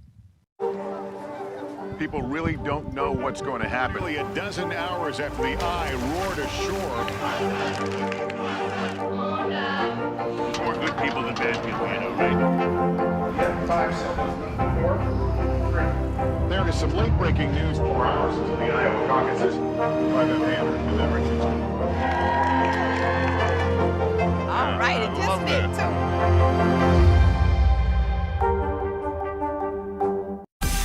Make the most of your day with Today All Day. Get closer to all your friends at Today in a whole new way. Today in 30. We give you a mix of everything you love about our show in a mere 30 minutes. Shop today with Jill Martin. We're helping you shop like never before. The latest styles and biggest names. Today Food. Things are heating up in the Today All Day kitchen. Cooking essentials and recipe inspiration. Get ready. Are you ready? Oh, I'm so ready. Only on Today All Day. Good morning, everybody. Welcome to Today. Let's go. International Day of the Girl. The strength and courage of these women is remarkable. What's your message to girls who want to make a difference? Believe in yourself. You can make it happen. This isn't about spending going forward. This is about spending that's already happened. Do you accept the idea that we have a crisis at the border? The vaccine mandate. Is this going to work or is this going to backfire? If it's Sunday, it's Meet the Press. Good morning, everybody. Welcome to Today. Let's go. We're going to kick off the Pink Power and Breast Cancer Awareness Month. What's the best thing about being this age? You have nothing to prove because you already proved it. What does it feel like to be in a city that you love so much? I am humbly proud that I stuck up for my town. We all have the honor of helping reopen the doors. Broadway is back! From October 15th or so to December 26th is the hardest part of the Today Show year, probably. Yeah. Oh, I would even shorten it, Libby, from October 15th to December 15th, because from December 15th, almost all the anchors are on vacation starting like Nobody's here. Whatever that Friday is. Like that's when they all start going away. So we have. But that presents its own problems too, though, Maz, because like then we need to fill all the. We still have shows, so we have to fill all these hours with nobody here. Then there's the December 26th week where Maz turns and goes, "I'm sorry, who are you? Can you help me with the graphics?" Yeah. Well, that's me this year. That's Pete this year, Lenny. That's not Maz. Well, traditionally, Maz would say he looked around and he didn't know one single person. Yeah, there were times where I literally was introducing myself to people in the control room, like, I don't know who you are, but welcome aboard. And honestly, those people every year, thanks to them for working that week, because it's not the easiest thing to do. But it is funny when Maz doesn't have his regular people around him, how he figures his way through it. It's true. We were doing the anchor schedule for holidays too, and I was trying to get through it, and I was like, why are we so short all these days? They're like, Dylan's on maternity leave too. Like it's sort of like normally if Al's off, you have Dylan, but now when Al wants off, Dylan's off as well. So we sort of have to go to sort of our bench here at NBC, and it's just like it's not a normal year. It's amazing what goes into making the Today Show during the holidays. It's a lot. It is true. And we're also, one of the things, Libby, we've been talking about is we normally would have all these musical performances for Christmas music. Right. We don't have that this year in studio because we're not allowed to because of COVID protocols. Well, that's some time that needs to be filled. Yes, it is. Yeah. There's a lot of it. Can we just put the Yule log up? Ooh, that's not a bad idea. I love the Yule log. Love the Yule log. So do I. And let's put the Yule log in the big 1A wall at some point, Maz. Just have it stare at it for a while. I like that idea. That would be fun. What do you think Marco would say if we told him that our 8:30 was going to turn into the Yule log during the holidays? Marco, our ratings guru, I think would say multiple minutes of low retention. I disagree. I think it would do well. If it did well, he'd be fine with it. We got bigger problems. We got bigger problems if the Yule log outrates our normal programming. To cover the news, you have to be in it. We'll take you to the front lines of the story, bringing your news feed to life. Streaming live every night. It's your news playlist. Top Story with Tom Llamas, weeknights at 7 on NBC News Now. Good morning, everybody. Welcome to Today. Let's go. We're going to kick off the Pink Power and Breast Cancer Awareness Month. What's the best thing about being this age? You have nothing to prove because you already proved it. What does it feel like to be in a city that you love so much? I am humbly proud that I stuck up for my town. We all have the honor of helping reopen the doors. Broadway is back! Today is now a podcast, available every morning. Listen wherever you get your podcasts. Grab your apron for a new podcast, Cooking Up a Storm with Al Roker. My forecast, yummy. Some of the best chefs spill the beans on family secrets to get you ready for Thanksgiving. This is fun. Bringing the heat for the holidays. Follow now wherever you get your podcasts. To cover the news, you have to be in it. We'll take you to the front lines of the story, bringing your news feed to life. Streaming live every night. It's your news playlist. Top Story with Tom Llamas, weeknights at 7 on NBC News Now. This isn't about spending going forward. This is about spending that's already happened. Do you accept the idea that we have a crisis at the border? The vaccine mandate. Is this going to work, or is this going to backfire? If it's Sunday, it's Meet the Press. Good morning, everybody. Welcome to Today. Let's go! International Day of the Girl. The strength and courage of these women is remarkable. What's your message to girls who want to make a difference? Believe in yourself. You can make it happen. For breaking news in our changing world, download the NBC News app. Today is now a podcast, available every morning. Listen wherever you get your podcasts. So the 8:30 today, guys, switching topics because I don't want to miss it, but today is 100 days till the Winter Olympics. Mm-hmm. How crazy. You want to know a secret, Libby? Yeah. Yes. It's really 90. It's not.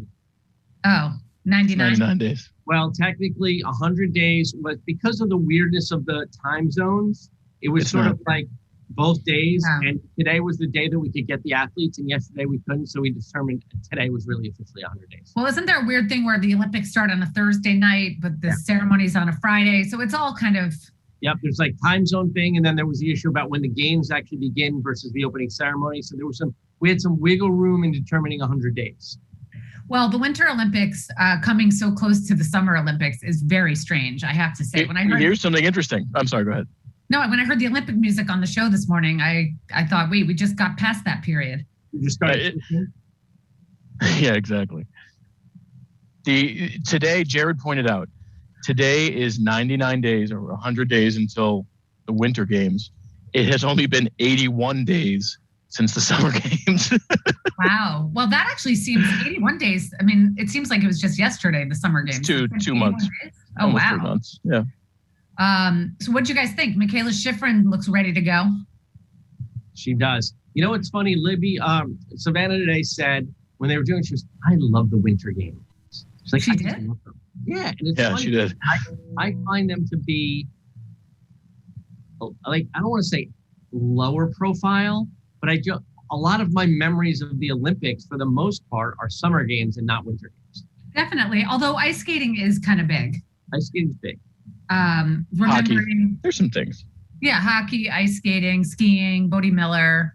I wonder why Savannah prefers Winter Olympics. That's interesting. It's funny when she said that. I was because I always think when I think the Olympics, I think of, I think of gymnastics. I think of like the Dream Team. I think of track and field and Carl Lewis. And just in my head, I mean, there's clearly like the Miracle on Ice and some other things that are wintry, but for the most part, I generally think of summer. And she said that, and the issue we're trying to figure out, Libby, as you know all too well, is sort of what we're going to be able to do and not do over there in Beijing, a la the same situation we were in Tokyo.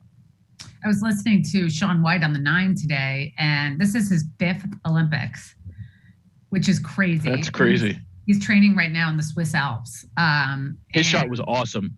Yeah, it's incredible. And I think really we're hoping that we get access to these athletes. That's going to be the tricky part in COVID because everybody's scattered at the Winter Olympics. I think more so than summer, don't you, Mass? For sure, because everyone's out. They have what they call the mountain venues, which is like 2 hours away. And then they've got what's called the ice venues, which are the things in the city, which are, hockey and curling and ice skating and that kind of stuff. I remember in Sochi, they actually physically stood up a village in the mountains. They built it, a village that didn't exist, if I remember correctly, because they had to house all the skiers and everybody that was in the mountain zone, and that was a fair distance from the International Broadcast Center and where our set was. So the Winter Olympics are a little more just logistically challenging, and now add COVID on top of it. So we're kind of working through some things, as they say. Yeah, I remember when you said talking about Sochi, Pete, you'll remember this. I vividly remember the people that were in Sochi talking about going for a jog because it was 70. Oh my God. And it was like very warm there. And it was like the worst winter ever on the East Coast. It was a brutal winter here. It was terrible. There was a snowstorm every day, or it was bitter cold. And I remember thinking, you guys were the luckiest people on earth to be. Meanwhile, no one really wants to go to Sochi, Russia. Like, it's not a place where anyone's like dying to go to. But it just so happened with the timing of it that you guys missed a wickedly bad 3 weeks. I remember watching the show from the Sochi newsroom, and the bump shot onto the plaza that we would do every day was just horrifically snowy and slushy and messy. And it never changed the entire Olympics. The entire time. Watch that feed. But it should be interesting to see how Beijing comes together and how we cover these things. And to remind everybody, it's a once in a lifetime situation. It is. We've got the Super Bowl in the middle of the Olympics. Sunday, middle weekend of the Olympics, that Sunday is Super Bowl Sunday. I mean, that's pretty cool. That is cool. It happens once in a lifetime. It's logistically daunting, Libby, but it's cool. Yeah, Pete, why don't we say things like multiple platforms will cover once in a lifetime? Sometimes the news can be difficult and overwhelming for kids to understand. Will coronavirus come back next year? So to help make sense of it all, we've created a newscast just for them. Man, you know a lot. We hope your family will watch Nightly News Kids Edition. Good morning, everybody. Welcome to Today. Let's go! International Day of the Girl. The strength and courage of these women is remarkable. What's your message to girls who want to make a difference? Believe in yourself. You can make it happen. Nearly a dozen hours after the eye roared ashore. There is some late-breaking news. All right, it is this.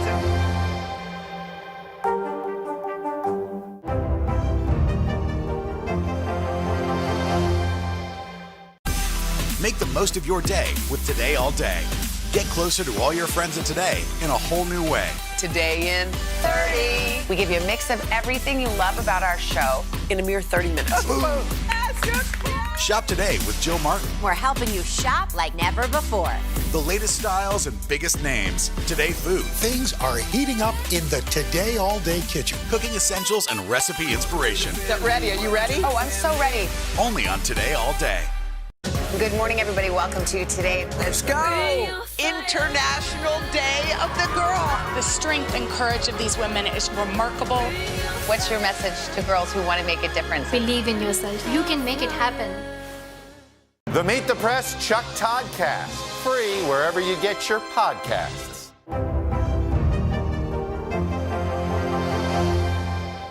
Sometimes the news can be difficult and overwhelming for kids to understand. Will coronavirus come back next year? So to help make sense of it all, we've created a newscast just for them. Man, you know a lot. We hope your family will watch Nightly News Kids Edition. Hey, did anybody check us out on the stream this week? No, we were on. Yeah, we were. Wait, so Libby, speaking of the stream, did you hear Michaela Schifrin said, I streamed it on Peacock.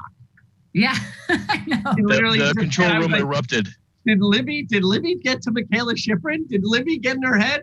Hey, Michaela, just say Peacock 3 times. It doesn't matter in what context. Yeah, well, it's catching on like wildfire. Yep, everybody loves Michaela it. Schifrin leading the charge of Peacock. Michaela's a team player. But no, Today's Show Confidential is on the stream, guys. So congrats. And by the stream, I have not seen it. Libby, where can we find that stream? You can find it on today.com/allday, or you can find it on Peacock. There you go. Look at that. So multiple places, or Roku or Pluto. There's other places. Yeah, you dropping a Pluto and a Roku. Cord cutting. Ask Jeeves. No. Yahoo. That's weird, Pete. How about on Yahoo? How about on Yahoo? Who knows? There's so many platforms for so many things. I can't keep up. What about Triplets? Don't know what you're talking about. I just made that one up. Okay. How about Roblox, Pete? Roblox, ooh. This week, we actually got into a conversation about confusing people because we do every day. But Al has two things coming. Al has a cooking show on stream and a cooking podcast. Okay. And they're two totally different things. And they dropped about the same time. So the stream started its show this week and the podcast starts Monday. So just download everything. That's my message. If you see today's show, just download it. Just say yes. Just say yes to it. We were laughing. Yes.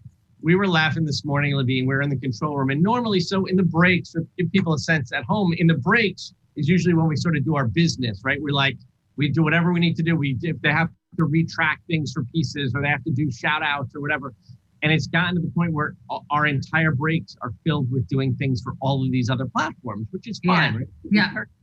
But I used to, and Pete has a sense of this too in that role, like you used to kind of have a sense of what it was they were doing, right? The actors, they just hand them a script and the actors be like, what is this? And you're like, oh, that's for this. We are past that point now. We literally to each other, we're like, we have no idea what this is for. We have no clue. They're like, Craig is tracking something. Maz goes, what is this? I go, I could not tell you what he's tracking right now. Chances are I would know. So just let me know and I can help you out.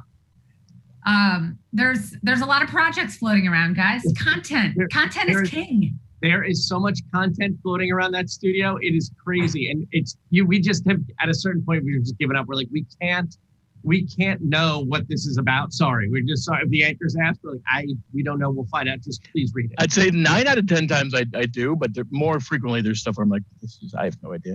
And it's funny too, because they're like tracking something for, and this is coming up on Today All Day. Okay. What's next? Oh, okay. Hey, Barry, congratulations on your retirement. Those are always the ones I never knew what was when we would do those are the best. Those are my favorite. Right. Al would do 100 station call outs. Hello, Cleveland. This is Al Roker. That's right. We are a content enterprise. Yeah, if they'll do when they do those affiliate ones, they're literally like, Joe Smith, 40 years at WTTV in Idaho, Sioux City. How you doing? Love you, love watching you. And then they're done and we're like, who was that for again? They're like, I don't know. Like, I don't know. It's for Joe in Sioux City, Idaho. Weren't you listening? Not to mention, the show has changed over the years where if I don't see a shopping segment in the show, I think, did something go wrong? Yeah, well, there you go. Shopping every day on the Today Show. Nearly a dozen hours after the eye roared ashore. There is some late-breaking news. All right, it is it.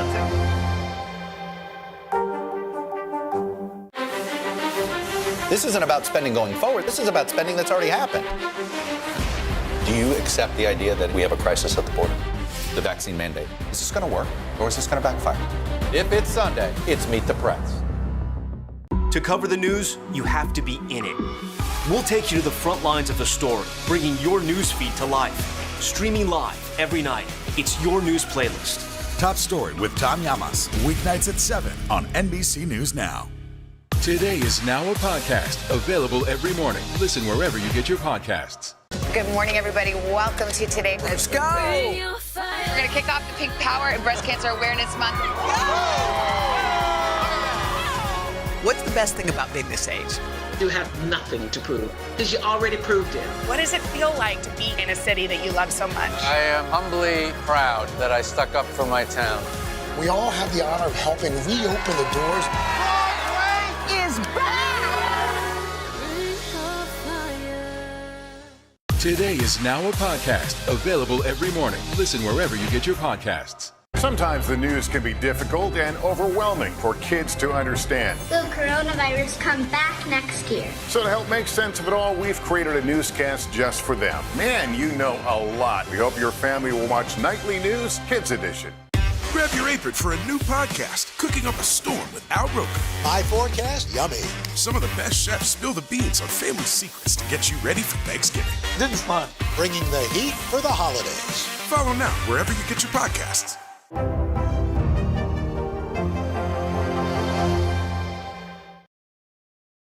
I purchased something this week on Steals and Deals. I purchased the leaf blower. Oh, that's great. You told me that. You know, it's funny, Maz, remember, I was always an early skeptic of the QR code. Yeah. I thought, oh, you can't put a QR code on the screen. Now I use the QR code for everything whenever we shop. It's awesome. I think it makes perfect sense and people get what it is and they understand. And also we have internal sort of numbers that indicate what does well and what doesn't. And in our last meeting, we saw that the shopping does very well. It does very well. It's first of all, it's easy, right? It's not overwhelming. There are 5 great products that the editors at Shop Today do the work for you. So you don't have to look, what's the best hair dryer? What's the best blanket? They do a lot of the work. And then our website's easy. Just go click on it and done. And that's what everybody wants. Maz, I remember I asked you, I said, what would your daughters want out of social media and the Today Show? And you said, probably just to shop. Yeah. And beauty or whatever, right? A lipstick or a... All they want is, and they want somebody that they kind of know and trust telling them about it. Yeah, so Katie Ryan, one of our producers, and I always text because almost every shopping segment, one of us will, oh, I got the dry shampoo, or oh, I got the Revlon. It's kind of like you, Pete. You got the leaf blower. I got the leaf blower. Pete, it's not a gas-powered leaf blower, is it? No, it's not. I had a gas one that broke. And I need to do a little work this weekend in the garage to clear some stuff out. And at the end, I want to give a nice. Yeah, I can't wait. Well, the reason I asked is a lot of towns, my town, they banned gas-powered leaf blowers. You have to have like the battery pack ones. Oh, really? Oh, really? Leaf blowers are like man candy. I love my leaf blower. I use it to clear off my side. I'll just whip it out of the garage and just start blowing off the leaves on the driveway or like on my deck. Yeah. The hell of it. I've used it in the house. Here's a question. Leaf blower or power washer? Oh. Discuss. They're both fantastic. I would say leaf blower because it's a little cleaner. The power washer is awesome and it lends itself to my OCD in a very real way. But you've got to like put the hose on it and sometimes it leaks. And kind of, if you really do it well, you will end up soaked using a power washer. Soaked and dirty. Yeah, I agree, Maz. Leaf blower is more efficient for sure. But when you've really successfully power washed something, you can stand back and just revel in all the glory. But it is a pain to get there. You got multiple hoses. Yeah, multiple hoses. You've got water everywhere. It's never like fully clean. But I have to say, when I see a power washer on the streets of New York, I get so excited because New York is dirty. Yeah. Yeah. So anybody that takes the time to power wash the block, I bow down to you. That is true. And the thing about the power washers is it really does like we should have a power washer in a Steals and Deals. We got to get you. We should actually. Well, you know what? I have some inroads to the shop commerce team, so I'll recommend. No, a guy. Yes, power washing. Well, we're going to come back with a few more teases for next week, guys. But we got to take a quick. Nearly a dozen hours after the eye roared ashore. There is some late breaking news. All right,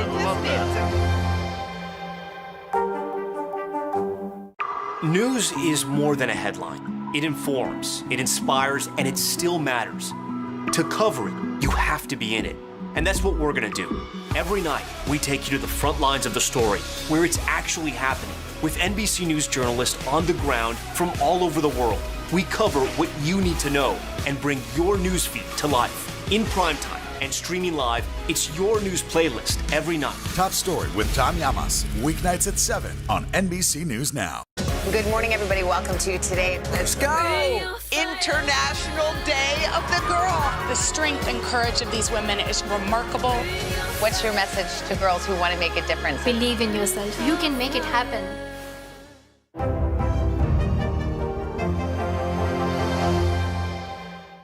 News is more than a headline. It informs, it inspires, and it still matters. To cover it, you have to be in it. And that's what we're gonna do. Every night, we take you to the front lines of the story, where it's actually happening, with NBC News journalists on the ground from all over the world. We cover what you need to know and bring your newsfeed to life. In primetime and streaming live, it's your news playlist every night. Top Story with Tom Llamas, weeknights at 7 on NBC News Now. To cover the news, you have to be in it. We'll take you to the front lines of the story, bringing your newsfeed to life. Streaming live every night, it's your news playlist. Top Story with Tom Llamas, weeknights at 7 on NBC News Now. Today is now a podcast, available every morning. Listen wherever you get your podcasts. For breaking news in our changing world, download the NBC News app. Well, guys, this is one of the monumental weeks at the Today Show with the Halloween show coming, and we are off to the holiday races. It's on. It's official. It's official. No one does the holidays like the Today Show, I will say, from start to finish. And this is the start. There's no way around it. Halloween's the first big one. We got a big month in November of Thanksgiving. We're already talking about taping the Christmas stuff and getting some Christmas content in there. And then, of course, there's the shopping. There'll be nothing says Christmas like shopping. No, and this is now the time of year where Debbie Kosofsky switches from Halloween to Thanksgiving. And I will say, breaking Thanksgiving news. I know everyone's worried about Thanksgiving and the Today Show Plaza. We got the okay this morning. Libby, did you see Evan's note? We can have all of our the big giant blowout on the plaza with, dozens and dozens of chefs. And we got the okay to do it. So we're excited about that. Yep. And we always have the Thanksgiving Day Parade down at Macy's. So we're excited for that with lots of good stuff coming up. I feel like we're turning the corner, guys. I hope. Knock on wood. Knock on wood. I think so. Knock on wood. Have a good week, everybody.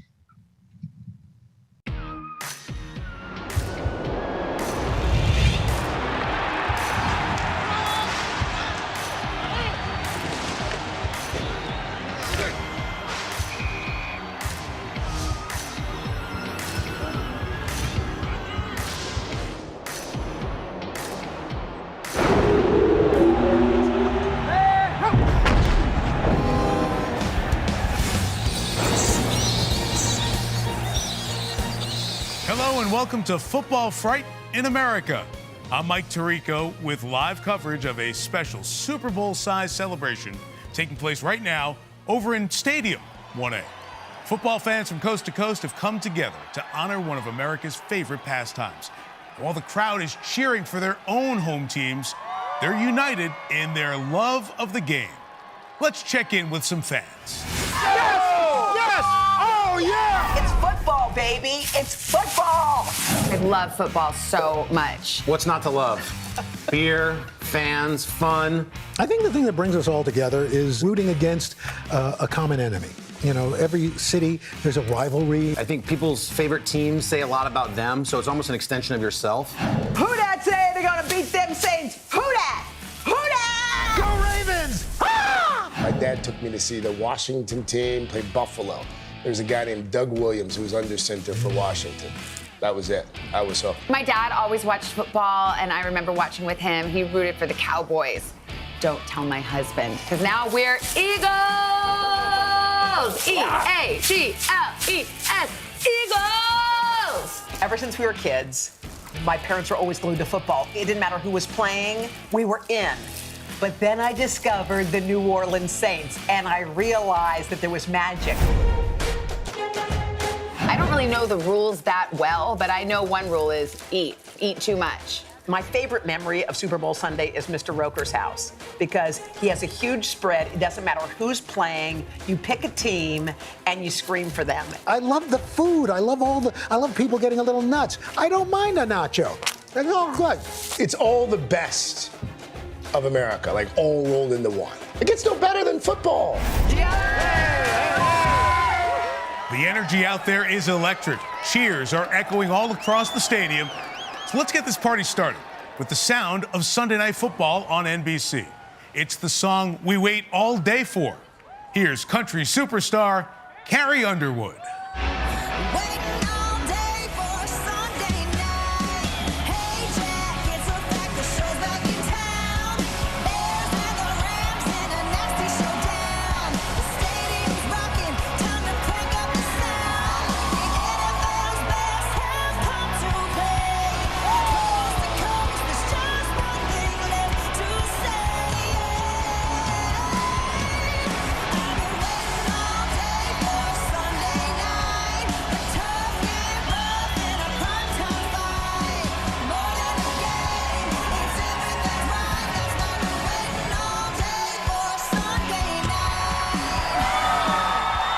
Thanks, Carrie. What a way to kick things off. Arriving to the stadium now, the league's favorite dynamic duo, Tom Brady and Rob Gronkowski. Brady, of course, the most decorated quarterback in history. 20 seasons with the Patriots, 2 with the Bucs, and 7 Super Bowl wins. The Brady-Gronk bromance as legendary as their teamwork on the field. Gronk even came out of retirement to join Brady in Tampa, bringing the Lombardi Trophy back to the Bay. Man, these two play hard and party harder. You may remember their Super Bowl celebration made a lot of waves. It's the man with smooth moves both on and off the field. Let's go. Rob Let's go. Let's go, baby. Let's go. Hey, a little bit. Oh, let's go. Bro, bring out the goat. Where's the goat? Living legend. Let's go. The GOAT himself, Tom Brady. Let's go. Let's go. Hey, Giselle. Oh, hey. TB, throw me one of those. No, not that one, man. You remember what happened the last time? Yeah, that one. Come on, let's go. There you go. Hey. Yeah. Let's go. Let's go. Bronx smash. Yeah, baby. Yeah, That victory was a tough loss for Kansas City and their star quarterback, Patrick Mahomes. But do not count the Chiefs out of the big game this season. Mahomes is already living up to his reputation as a gunslinger with an incredible arm. In his 3 years as a starter, he's played in 2 Super Bowls and won 1. I love you, Patrick Mahomes. His meteoric rise is inspiring legions of young fans across the country. Entering the stadium now, the pride of Kansas City, Patrick Mahomes. Mahomes, you have so many young fans out there, like the boy we just saw. What do you want to say to them? All I can say, Brett, is we're going to work hard. That's all you can do. And that's my message to all the kids out there, especially that adorable little boy that we just saw there. You work hard, you can do anything. You can even make it to the Super Bowl. And to my #1 fan out there, this one's for you, kid. Classy guy, that Mahomes. The one show you don't want to miss, the Super Bowl halftime, the most spectacular live performance of the year. Legends like Beyonce, Prince, and Gaga have brought down the house. The 2020 honors went to The Weeknd, who lit up the stadium with blinding lights.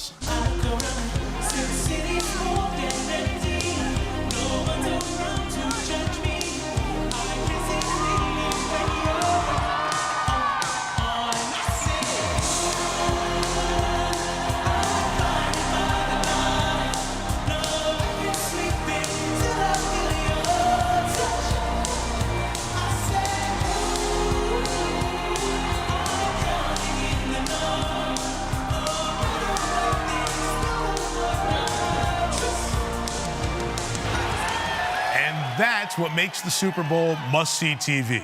All eyes are on halftime performances for the spectacle, the stunts, the star power. Remember when Bruno Mars headlined? 115 million people tuned in to watch him get down on the gridiron in a halftime show that was a runaway success.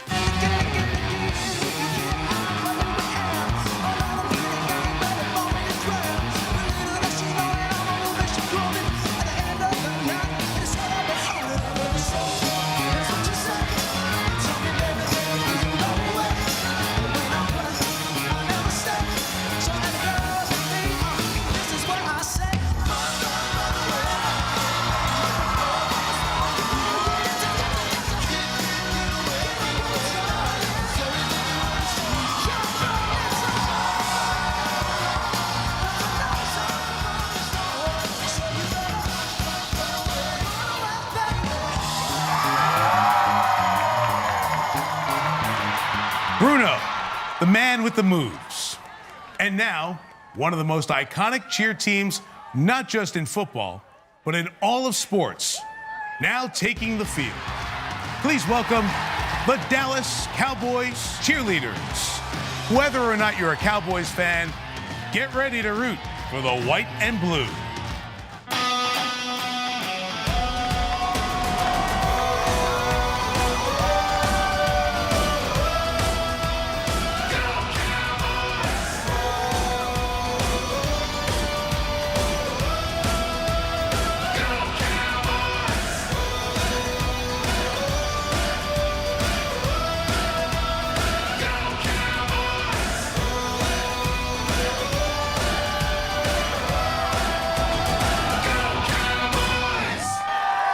Super Bowl is more than just a game, as you know. It's an event. You come for the football, and you stay for the commercials. They make us laugh, they make us cry. And the best ones stick with us long after the game ends. Hey, Al. Just watching the game with Hoda. Me too. I'm at a bar having a beer. What's up? Hey, why don't you guys come down to Riley's? See you soon. Hey, barkeep, another round. What's up? What's up? Another bud. We take these to table 3. What's that? What's that? Enjoy, ladies. Thank you. Craig! What's up? Watch the game. Cheers. What's up?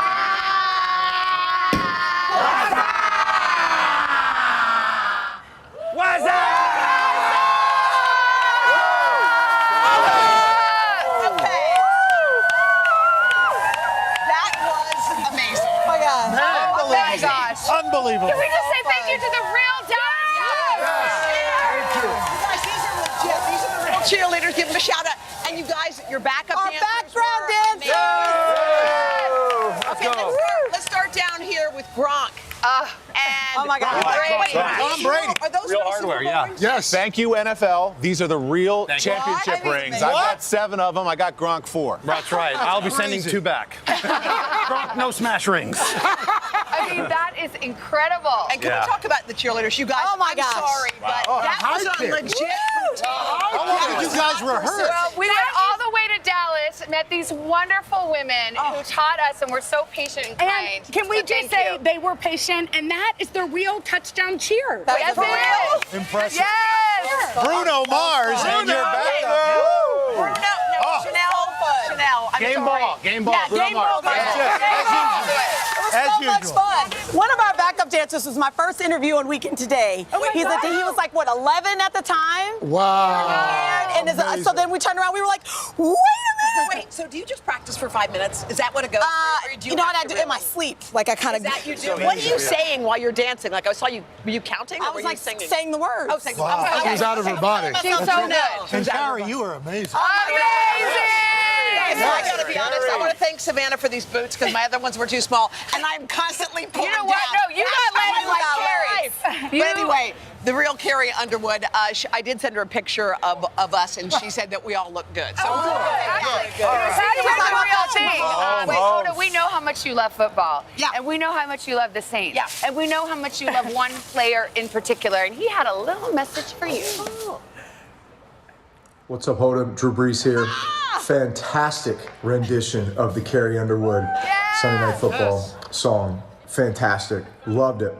We love you. Thank you so much for supporting us and the Saints. Be that,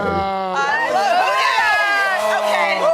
That was the cherry on top. Cherry on top. Guys, All right, oh my Mr. gosh. Weekend. Wait, we didn't get to you. Come on. Can we talk about the weekend? Can I touch your hair? Sure, go right ahead.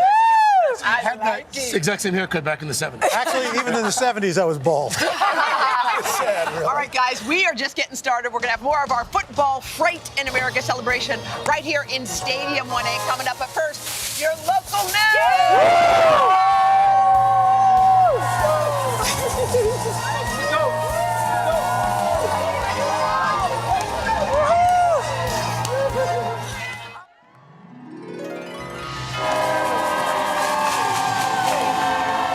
Welcome back, everybody. Okay, putting together our Halloween show every year can sometimes feel like a Hail Mary in the fourth quarter with just seconds left in the Super Bowl. It's true, and just like in the NFL, it takes a lot of practice. We actually started fittings and rehearsals weeks before this big moment.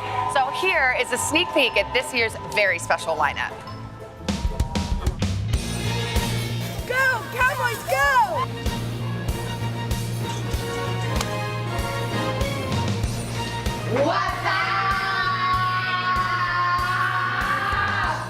How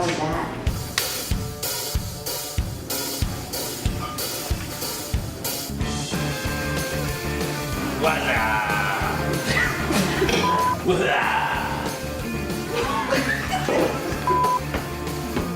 How can your mouth move like that? Behind behind-the-scenes fun fact, we have to have stock footage of a pretend football game, and we're just mesmerized by the 3 plays that are running in an endless loop over and over. Only problem is we blocked Chanel's face. Thank you.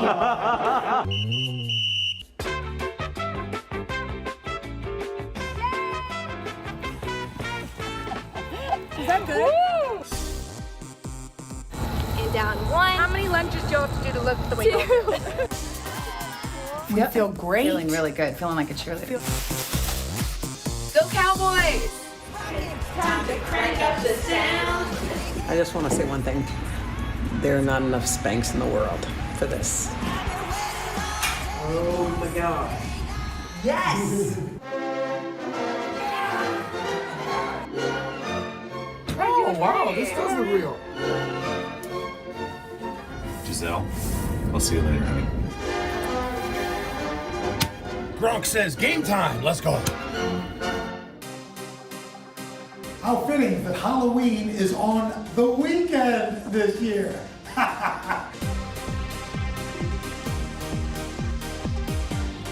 Major bling. This is looking pretty good. So this is my first time even learning what I'm going to do. Run, run, run, run, run away, baby. Morning, everybody. Welcome to today. The fun is about to begin. Come, We're ready. I'm like stage mom over here for Savannah and Jen. I'm over on the side. Hoda, I'm like, this is seriously the Today Show prom. Okay, I wear a size 9.5, 10. These are size 8.5, so I can't feel my feet. Ah.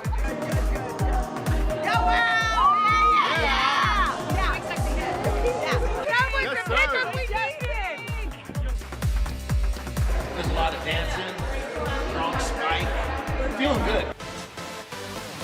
It's just so early. So early. Chanel gets the game ball, deservedly so, every Halloween.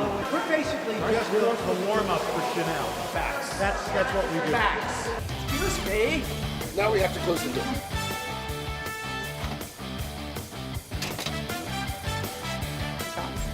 This is how the magic happens. White boots, big hair, can't lose. My name is Brunel. Look at that. Are you ready for the weekend? Hey, baby.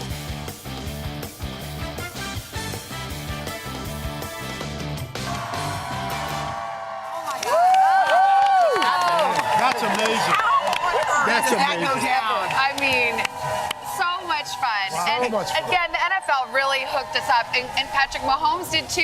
Yes, Yeah. big thanks for the football. And you guys traveled to Dallas. Oh my God! Can we just stop for a second? We want you to Yes, let's see this. Best friends here. They've been so wonderful to us. All of these girls. They got a game on Sunday. Woo. They taught us how to dance. So They made go us. Cowboys! And they also made us these uniforms. Yes, they did. The heck of a season, too. Hey, by the way, really quickly, there's somebody here in a costume. Georgia from Virginia. Yeah. She's going through chemo. She had to she's lost her hair. She shaved, so she leaned in as Uncle Fester from the Addams family. So God bless you. We love you, Georgia. Thank you. We want to thank every single person who made this happen. Let's start telling our just the people who the wonderful ones are. Philip Heckman, our costume designer, the entire wardrobe, hair, and makeup. Alex and Lyle, everybody. Yes, Ed Helbig and our design team, editor Scott Goldberg, Jennifer Caddy, and the dancers from Jason in New Jersey. Yep. Of course, the NFL, I want to thank them again. Can't thank them enough. Our buddy Mike Tirico, Victor Cruz, and the Dallas Cowboys. Yes! Al Smith, who's cooking meatballs. Appreciate you. I love it. And a big thanks to the Plaza crowd. Happy Their Halloween best. And our background dancers. Yes. You guys. So here's the thing. We're just getting started. We're going to keep the Halloween fun going in our third and fourth hours. All right, guys. Have a good one. Happy Halloween. Happy Halloween.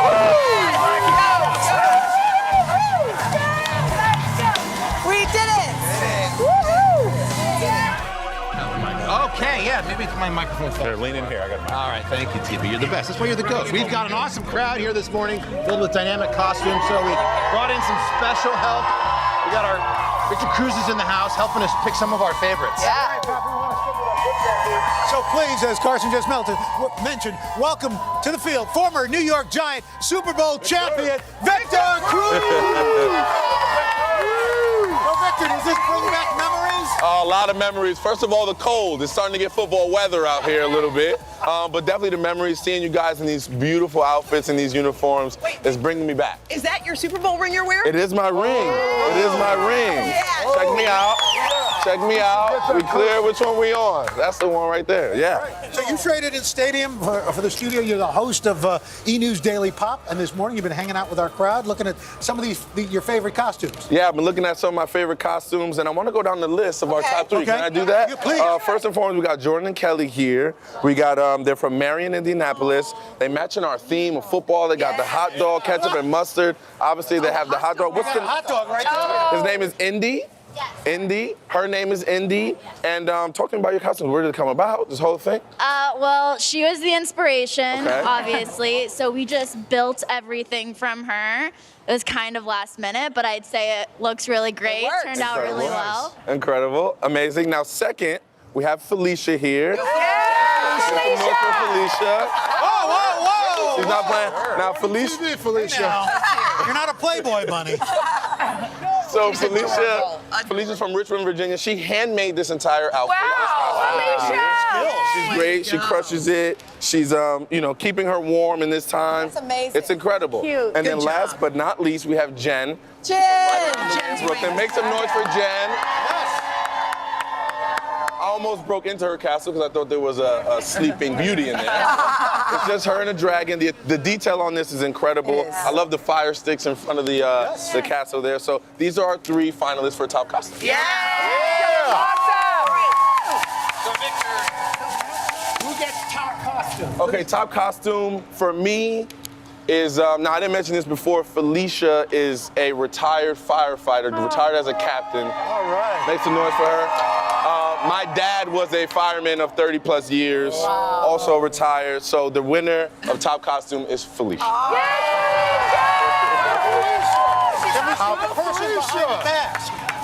Can we see you? Yes. There we go. Hi, Felicia. Got something very, very special for Where are you from? Listen. But first, let's thank our runner-ups and give them some gifts here. Yes. Sold with some great gear. This is for the runner-ups. Wow. Swag bag. Nice. Yes. But there's a pretty big gift, right? Yeah. Yeah, but the Carson, winner. what is The winner Yeah. is going to the Super Bowl!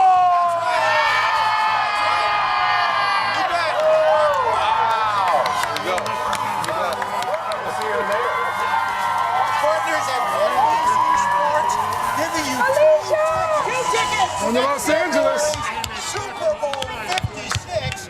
And to help get you there, oh my gosh, take a look.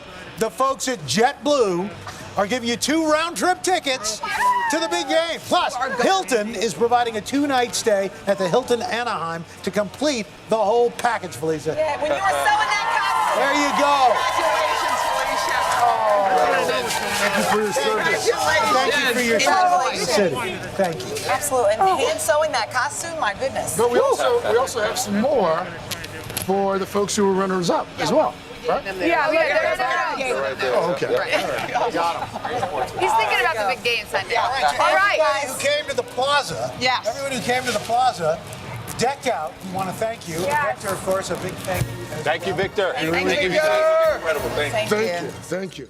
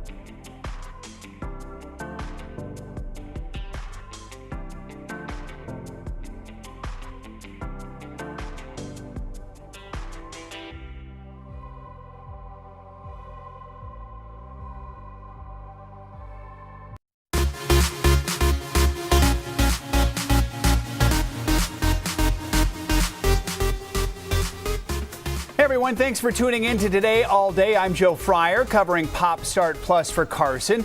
Today here you can find great news and awesome conversations on the movies, shows, and music you love. Today we're catching up with actress Katrina Balfe, who stars in a new film out this week. And we have a blast from the past with Leonardo DiCaprio from 1993 in celebration of his birthday today. But first, Carson's getting things started with your first round of Pop Start.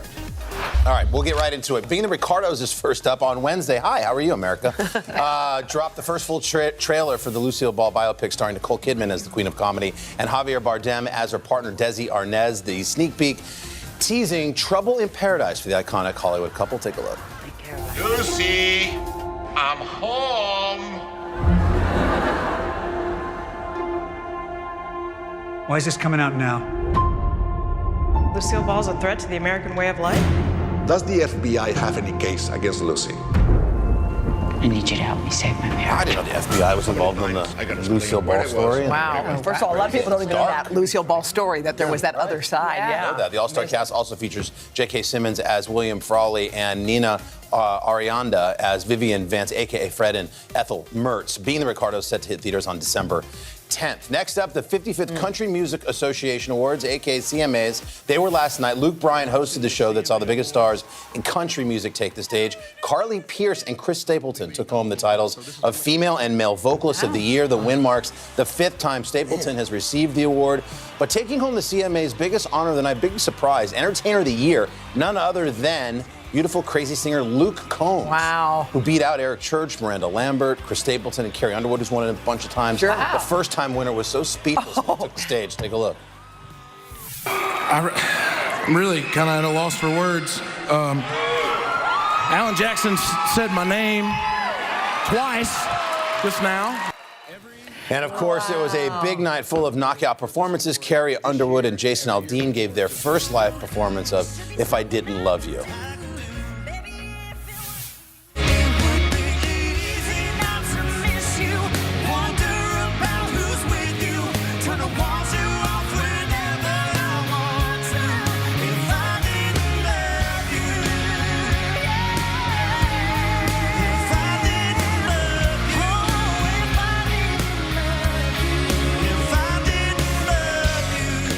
Yeah. Wow. What a Wow. likey. Oh, so That's a good. Great performance. Also making her debut on the CMA award stage, our voice buddy Jennifer Hudson. Oh, Man, she Jen. brought down the house. Wow. Did a bluesy country crossover. She did Aretha Franklin's Nightlife. Oh. And then Stapleton comes out and sings You Are My Sunshine. Here's a little bit.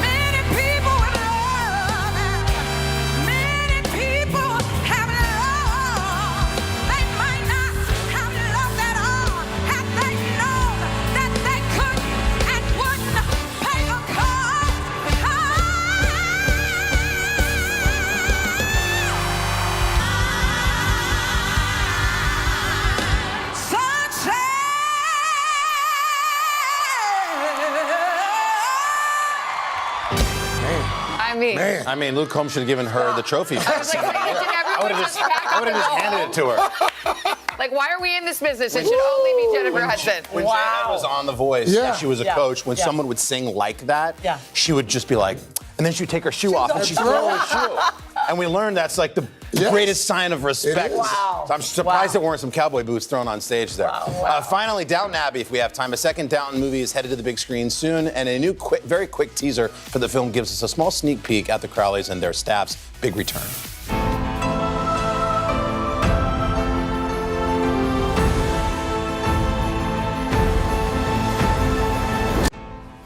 Coming back to the cast, series favorites Hugh Bonneville, Jim Carter, Maggie Smith, Michelle Dockery, just to name a few. And check back with us next week for an exclusive first look at a brand new trailer. Downton Abbey, A New Era, hits theaters on March 18th. That is your Pop Star. Okay. Now to some extra items we think you should know about. We'll start with Dwayne Johnson. The Red Notice star stopped by the Late Late Show last night, taking a spin around the CBS Television City studio with host James Corden. So naturally, the two broke out into a little golf cart karaoke. Check this out. I know it's a lot, the hair, the bod, when you're staring at a demigod. What can I say except you're welcome? For the tides, the sun, the sky. Hey, it's okay, you're welcome. I'm just I mean, seriously, is there anything The Rock can't do? Next up, Paul McCartney, the legendary musician, is opening up on a very personal conversation he had with former bandmate John Lennon. On Wednesday, McCartney called into the Howard Stern show and revealed the very last conversation he ever had with John. I ring John, and I was baking bread and got quite good at it, you know. So when I heard John was doing it, it was great. We could just talk about something so ordinary. There's no threat or anything. It was just two guys talking about, well, I don't know, would you leave it overnight? Or what do you do? And I was so glad that we got back to that relationship that we'd always had, you know, when we were kids. For more on their conversation, head over to today.com.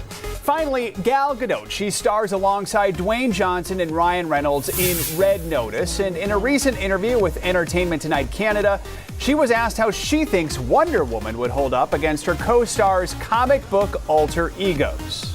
A lot of people are going to look at this movie and say, wait a minute, there's Wonder Woman, there's Deadpool, there's Black Adam. I mean, if these superheroes were to battle it out, who would win?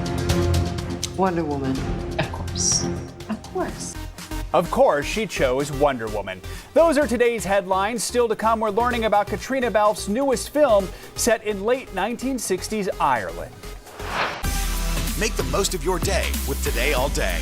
Get closer to all your friends at Today in a whole new way. Today in 30. We give you a mix of everything you love about our show in a mere 30 minutes. Shop today with Jill Martin. We're helping you shop like never before. The latest styles and biggest names. Today Food. Things are heating up in the Today All Day kitchen. Cooking essentials and recipe inspiration. Get ready. Are you ready? Oh, I'm so ready. Only on Today All Day. To cover the news, you have to be in it. We'll take you to the front lines of the story, bringing your news feed to life. Streaming live every night. It's your news playlist. Top Story with Tom Llamas, weeknights at 7 on NBC News Now. Make the most of your day with Today All Day. Get closer to all your friends at Today in a whole new way. Today in 30. We give you a mix of everything you love about our show in a mere 30 minutes. Shop today with Jill Martin. We're helping you shop like never before. The latest styles and biggest names. Today Food. Things are heating up in the Today All Day kitchen. Cooking essentials and recipe inspiration. Get ready. Are you ready? Oh, I'm so ready. Only on Today All Day. The Meet the Press Chuck Toddcast. Free wherever you get your podcasts. Today is now a podcast. Available every morning. Listen wherever you get your podcasts.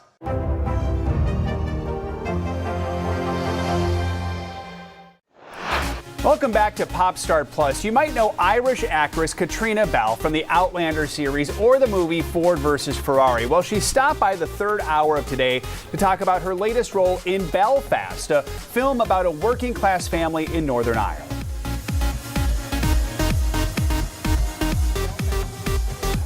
She's quite an accomplished actor and producer. Yes, and she has been stealing our hearts for 8 years, playing the time-traveling Claire Randall on the hit series Outlander. And now Katrina is getting back to her Irish roots in the new film Belfast. She's a mother raising 2 young boys amid escalating violence in Northern Ireland in the late 1960s. After her family narrowly escapes a dangerous situation, she begins to question her own actions. I caught sight of my face in that shop window when I was running down the street and dragging them poor kids behind me. And I was looking in the mirror just now at that same face. And I asked myself, what the hell am I doing? Wow. I smell all sorts of awards. Katrina joins us now. Good morning to you. Hi, good morning. Well, congratulations on this film. It is so beautifully done. I think people will learn something as well. You're fantastic in it. For people who don't know, can you tell us just a little bit about the film? Yeah, this film is written and directed by Ken Branagh. It's loosely based on events that happened to him when he was 9 years old, and it's the story of a family in Belfast that whose lives were upended when civil unrest came literally to their front door. and it's told all through the eyes of a 9-year-old boy. I mean, you just mentioned the writer and the director, Kenneth Branagh. I mean, it being his own experience growing up in Belfast. I mean, you're playing this sort of fictionalized version of his mother. Does that put more pressure on you, knowing that this was such a deeply personal story for him? I mean, definitely going into it, yeah, I was terrified. But Ken is such an amazing man, and very quickly he put us all at ease, and he sort of made us feel like we were the right people to play these roles. And luckily, he wasn't asking for a kind of exact version of his parents. He never stopped us and said, my ma wouldn't do that. So that was quite nice. I want to talk more about the cast because it's absolutely incredible. It's you, Jamie Dornan, Dame Judi Dench, Ciarán Hinds, but we want to talk about 10-year-old Jude Hill because he plays the lead character, Buddy. This was his first film. What was it like working with him? Oh my God, he's amazing. Yeah, first ever film, never worked on anything before in this sort of business. And he's just such a shining light. He is got such natural talent, and he's just such a lovely, kind and sweet kid as well. So it was amazing. I mean, we started off sort of torturing him, and then very quickly he turned the tables and he just tortured us for the rest of the production. Well, we only have about a minute left, but we can't let you go without asking about the upcoming season of Outlander. The 6th season will premiere early next year. Is there anything you can tell fans about it? Oh, I mean, it's a good season. It was a slightly truncated one this season, so it's 8 episodes, but they are jam-packed. For Claire, this is a really tough season. She's kind of getting over the events of last season. And we have new people come to the Ridge, the Christies, who really, they tend to put a little spanner in the works. Good enough for us. We'll have to wait and watch it. Katrina, thank you so much, and congratulations on this latest project, Belfast, from Focus Features, which is part of our parent company, NBC Universal. Belfast is in theaters tomorrow. Coming up, we're paying a visit to the Dunder Mifflin Paper Company as we flash back with Office star Brian Baumgartner. Today is now a podcast, available every morning. Listen wherever you get your podcasts. Good morning, everybody. Welcome to Today. Let's go. We're going to kick off the Pink Power and Breast Cancer Awareness Month. What's the best thing about being this age? You have nothing to prove because you already proved it. What does it feel like to be in a city that you love so much? I am humbly proud that I stuck up for my town. We all have the honor of helping reopen the doors. Broadway is back! Grab your apron for a new podcast, Cooking Up a Storm with Al Roker. My forecast, yummy. Some of the best chefs spill the beans on family secrets to get you ready for Thanksgiving. This is fun. Bringing the heat for the holidays. Follow now wherever you get your podcasts. People really don't know what's going to happen. Nearly a dozen hours after the Eye roared ashore. More good people than bad people, right? 5 seconds. 4, 3. There is some late-breaking news. 4 hours until the Iowa caucuses. By the hammer delivered. All right, it just made Nearly a dozen hours after the Eye roared ashore. There is some late-breaking news. All right, it just made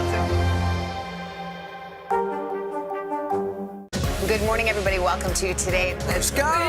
International Day of the Girl. The strength and courage of these women is remarkable.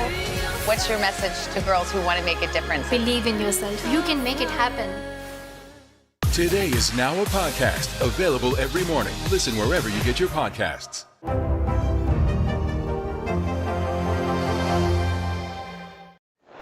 Welcome back to Pop Start Plus. We have Scranton, Pennsylvania on our mind for the newest flashback interview. Hard to believe it's been 16 years since The Office premiered on NBC. A show about the lives of workers at a paper company became a massive hit. And Brian Baumgartner, who played Kevin, told us why he thinks people are still in love with the show.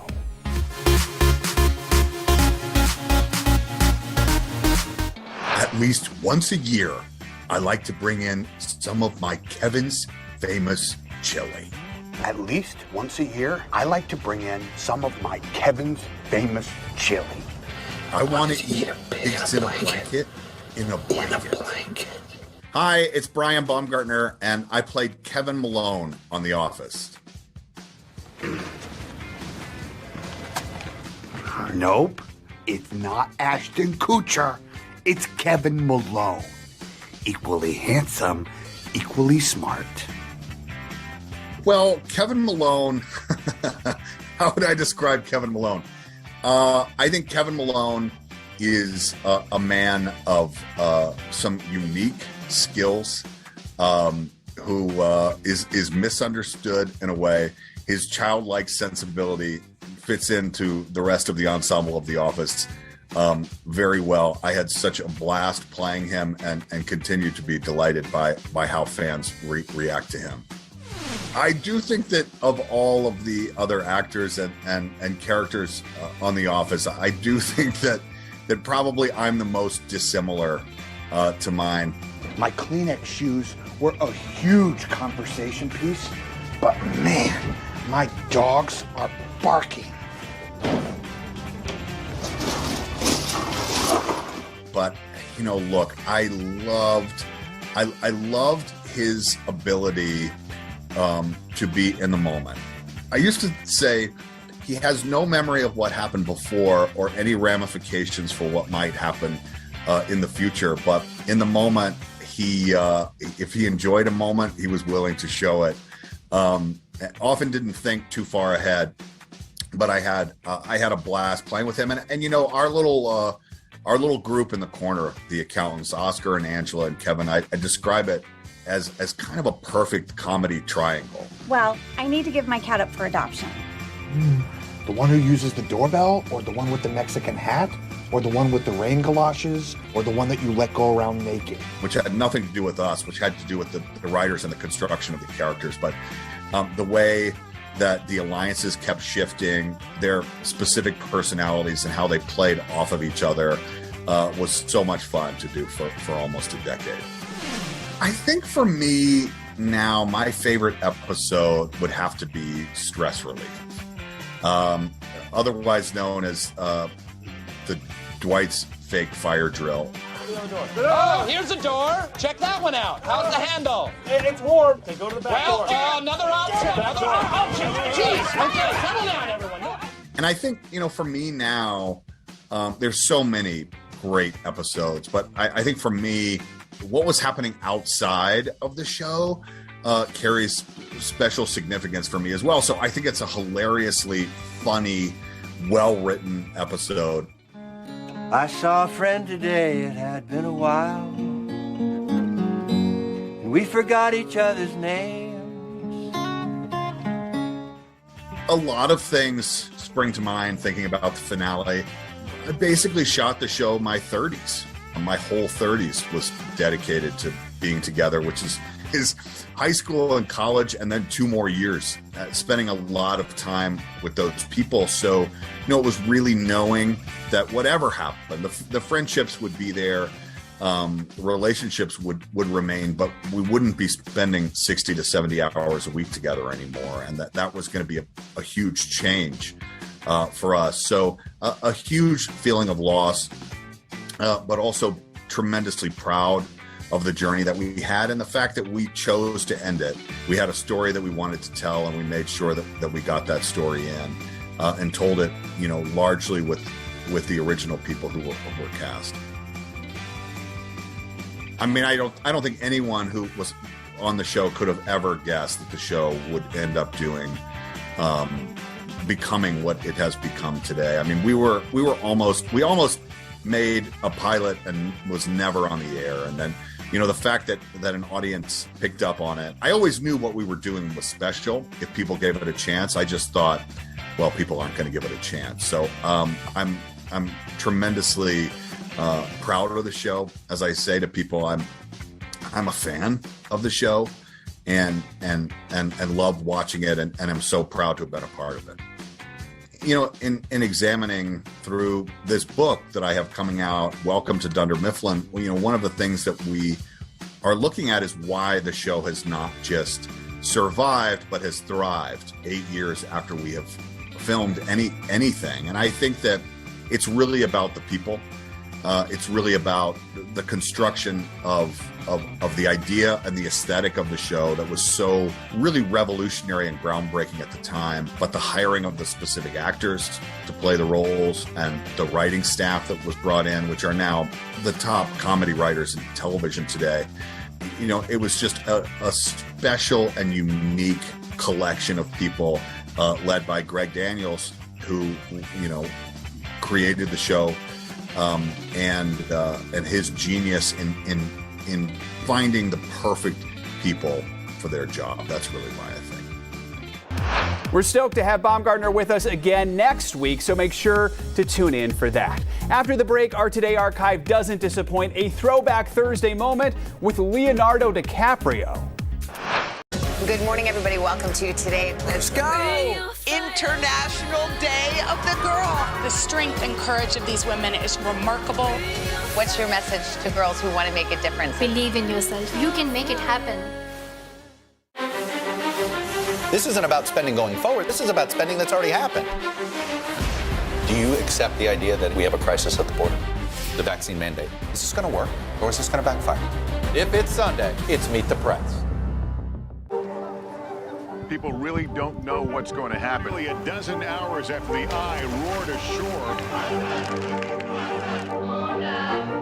More good people than bad people, you know, right? 5 seconds.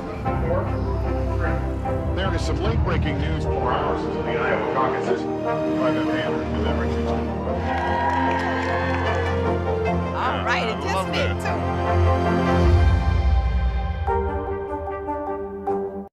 Grab your apron for a new podcast, Cooking Up a Storm with Al Roker. My forecast, yummy. Some of the best chefs spill the beans on family secrets to get you ready for Thanksgiving. This is fun. Bringing the heat for the holidays. Follow now wherever you get your podcasts. This isn't about spending going forward. This is about spending that's already happened. Do you accept the idea that we have a crisis at the border? The vaccine mandate. Is this going to work, or is this going to backfire? If it's Sunday, it's Meet the Press. We're back, ready to check out today's From the Vault. Leonardo DiCaprio turns 47 today, and in honor of the actor's birthday, we're taking it back to 1993 when he visited today to talk about his role in What's Eating Gilbert Grape. Earlier this year, Leonardo DiCaprio put the movie world on notice with his stunning portrayal of an abused teen in the film This Boy's Life. Now he turns in another outstanding performance as Arnie Grape, the mentally disabled younger brother in the movie What's Eating Gilbert Grape. Excuse me, where to? Oh, just keep going straight. All right. My mom wants me to become 18 and I'm having a big party, huh, Gilbert? Yep. When is that party coming? 6 days. 6 days is my party and I'm coming 18. I'm 18 and you're not invited. Arnie, don't be rude. Oh, it's okay. He's just being honest. I don't mind.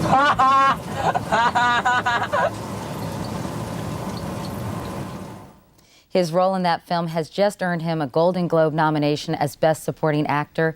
Leonardo DiCaprio this morning is at our Burbank studios. Leonardo, good morning.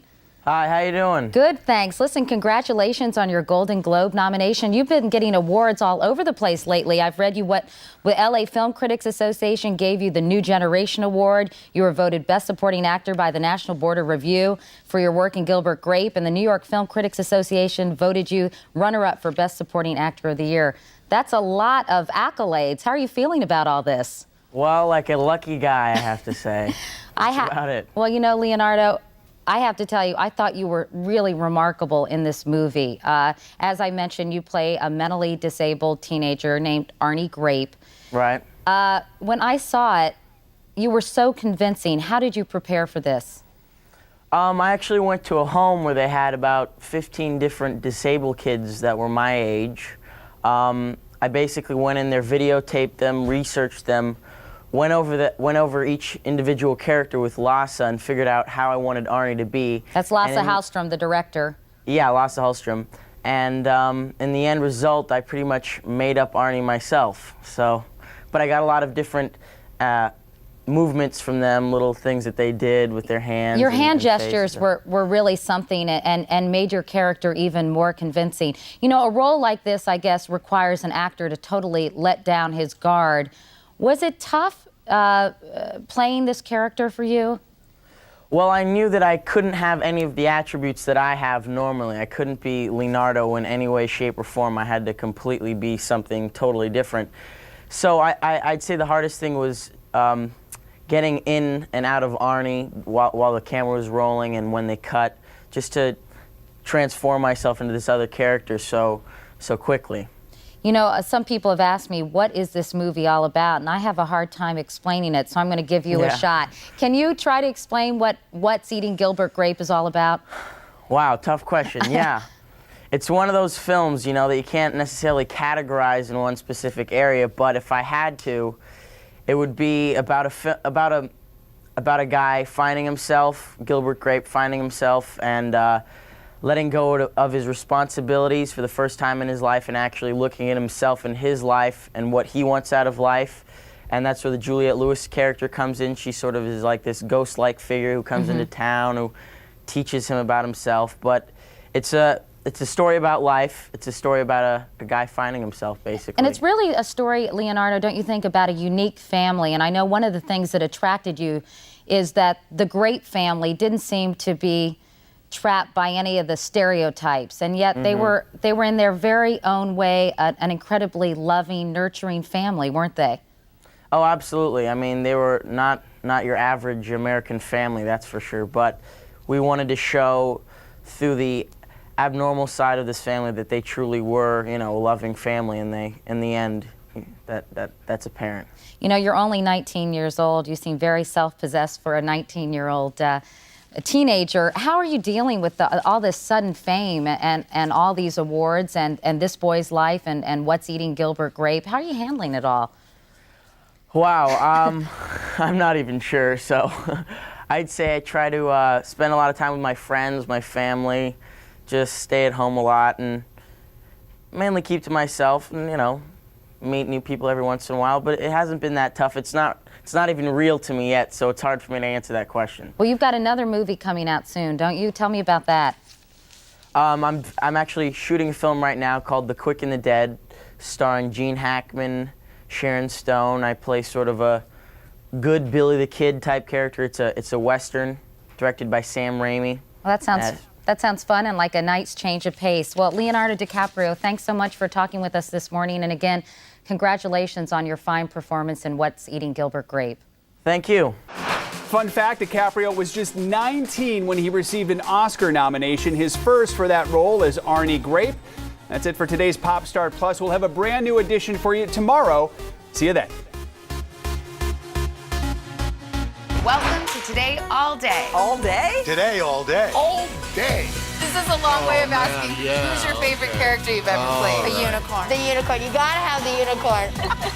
What is she right there? That's why you're saying all these nice things? Yeah, she gave me the look. Sorry to disturb your day. Everyone's mad at you, Willie. Better make this fast. I don't want the wrath of Luna.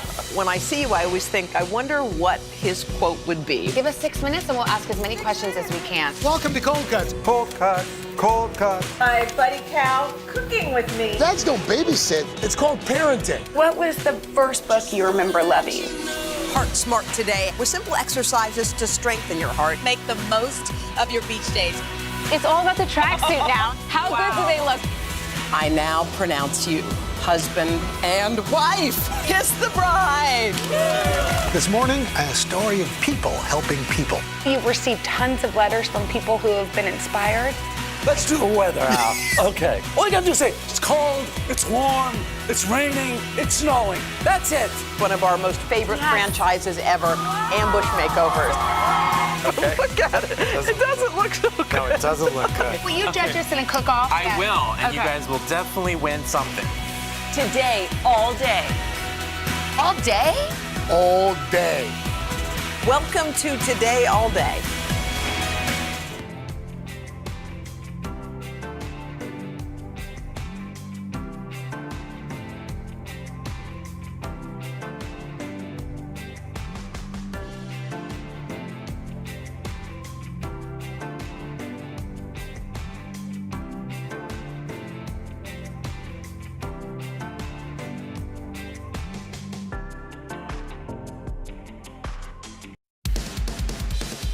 Hi, everybody. Today, All Day Watchers, we love you. It's Thursday. We're almost at the weekend, and we're so happy you tuned in today for Today in 30 on this Veterans Day. Yeah, here is what is coming your way. We're starting with an in-depth look at soaring consumer prices, the highest, by the way, in more than 30 years. Just ahead, how the impact on your holiday season and what could be the silver lining to this rising inflation. Steph will break it down for all of us. We love silver linings. Then on Veterans Day, a look at how one organization is using rescue dogs to improve the mental health of those who serve. And talk about an icon. Jenna got to sit down with the one, the only Willie Nelson. You won't believe what the legend is doing, by the way, for the very first time. We got to see that. So let's get it started. Time for Today in 30.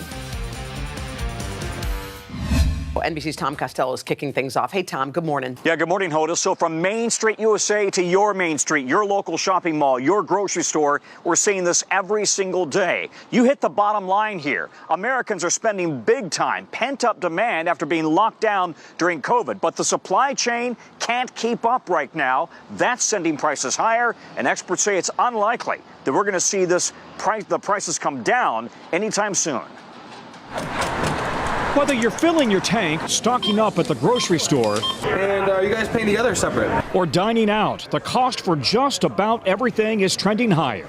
The Consumer Price Index spiking 6.2% for October, the largest inflation surge in more than 3 decades. The gas prices are bananas. I don't eat much steak anymore either. Everything's more expensive.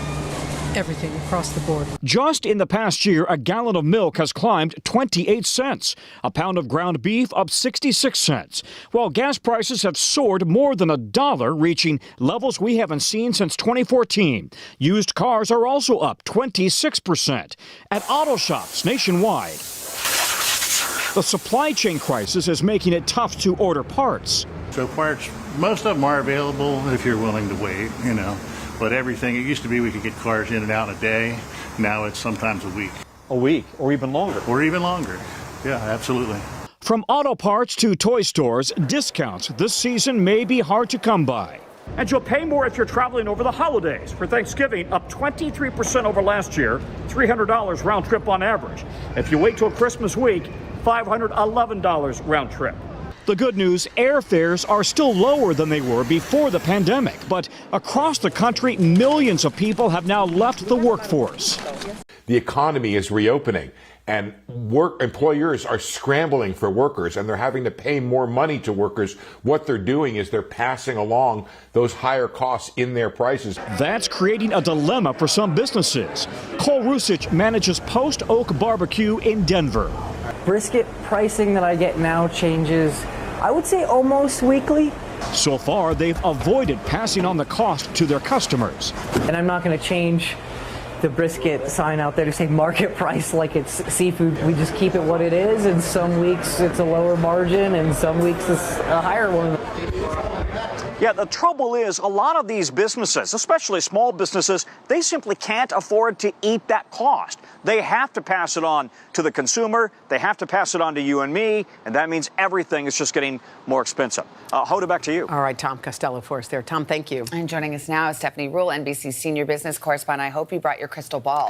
Everybody wants to know how long this inflation might last. Listen, no one knows how long we're going to experience this, but we have to remember, this is not inflation in isolation. All of this is part of the COVID recovery, and the government knew it was going to be rocky. It's why you saw 3 stimulus checks.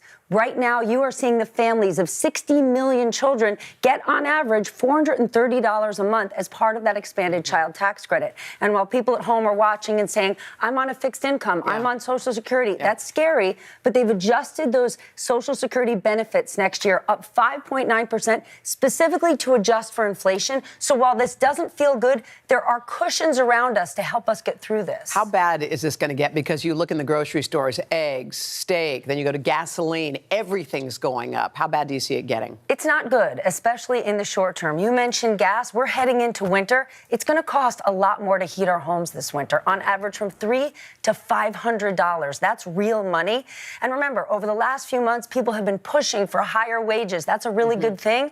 But what we're experiencing, Tom mentioned it, is the consequence of higher wages. You pay employees more, the customer at the end might end up getting that passed on to them. And unfortunately, inflation is moving up faster than wages are. So that bigger paycheck you're getting, that more money is getting wiped out. Yeah, that's what's really just the burn here, is that the wages are going up, but inflation is going up more. So much for that. You said you would leave us with some good news. There is good news. Yeah. Okay, one of the reasons prices are up is because people can afford to pay those prices. We're expecting a record holiday season in terms of consumer demand, consumer shopping. And while Wall Street is not the same, and the market is not the same thing as the economy, you do have to acknowledge over half of American households have some investment in the stock market, mostly in their retirement funds, and the stock market is way up. If you own a home, the value of homes is way up. And with all of these jobs out there, there are job opportunities and wages are going up. So, it's a mixed picture. I know it feels terrible when you're out there shopping for anything, but we are doing okay financially. We really are. Stephanie, thank you very much. Stick around because there is much more coming up on Today in 30. This isn't about spending going forward. This is about spending that's already happened. Do you accept the idea that we have a crisis at the border? The vaccine mandate. Is this going to work or is this going to backfire? If it's Sunday, it's Meet the Press. To cover the news, you have to be in it. We'll take you to the front lines of the story, bringing your news feed to life. Streaming live every night. It's your news playlist. Top Story with Pajamas, weeknights at 7 on NBC News Now. Good morning, everybody. Welcome to Today. Let's go! International Day of the Girl. The strength and courage of these women is remarkable. What's your message to girls who want to make a difference? Believe in yourself. You can make it happen. Good morning, everybody. Welcome to Today. Let's go! We're going to kick off the Pink Power and Breast Cancer Awareness Month. What's the best thing about being this age?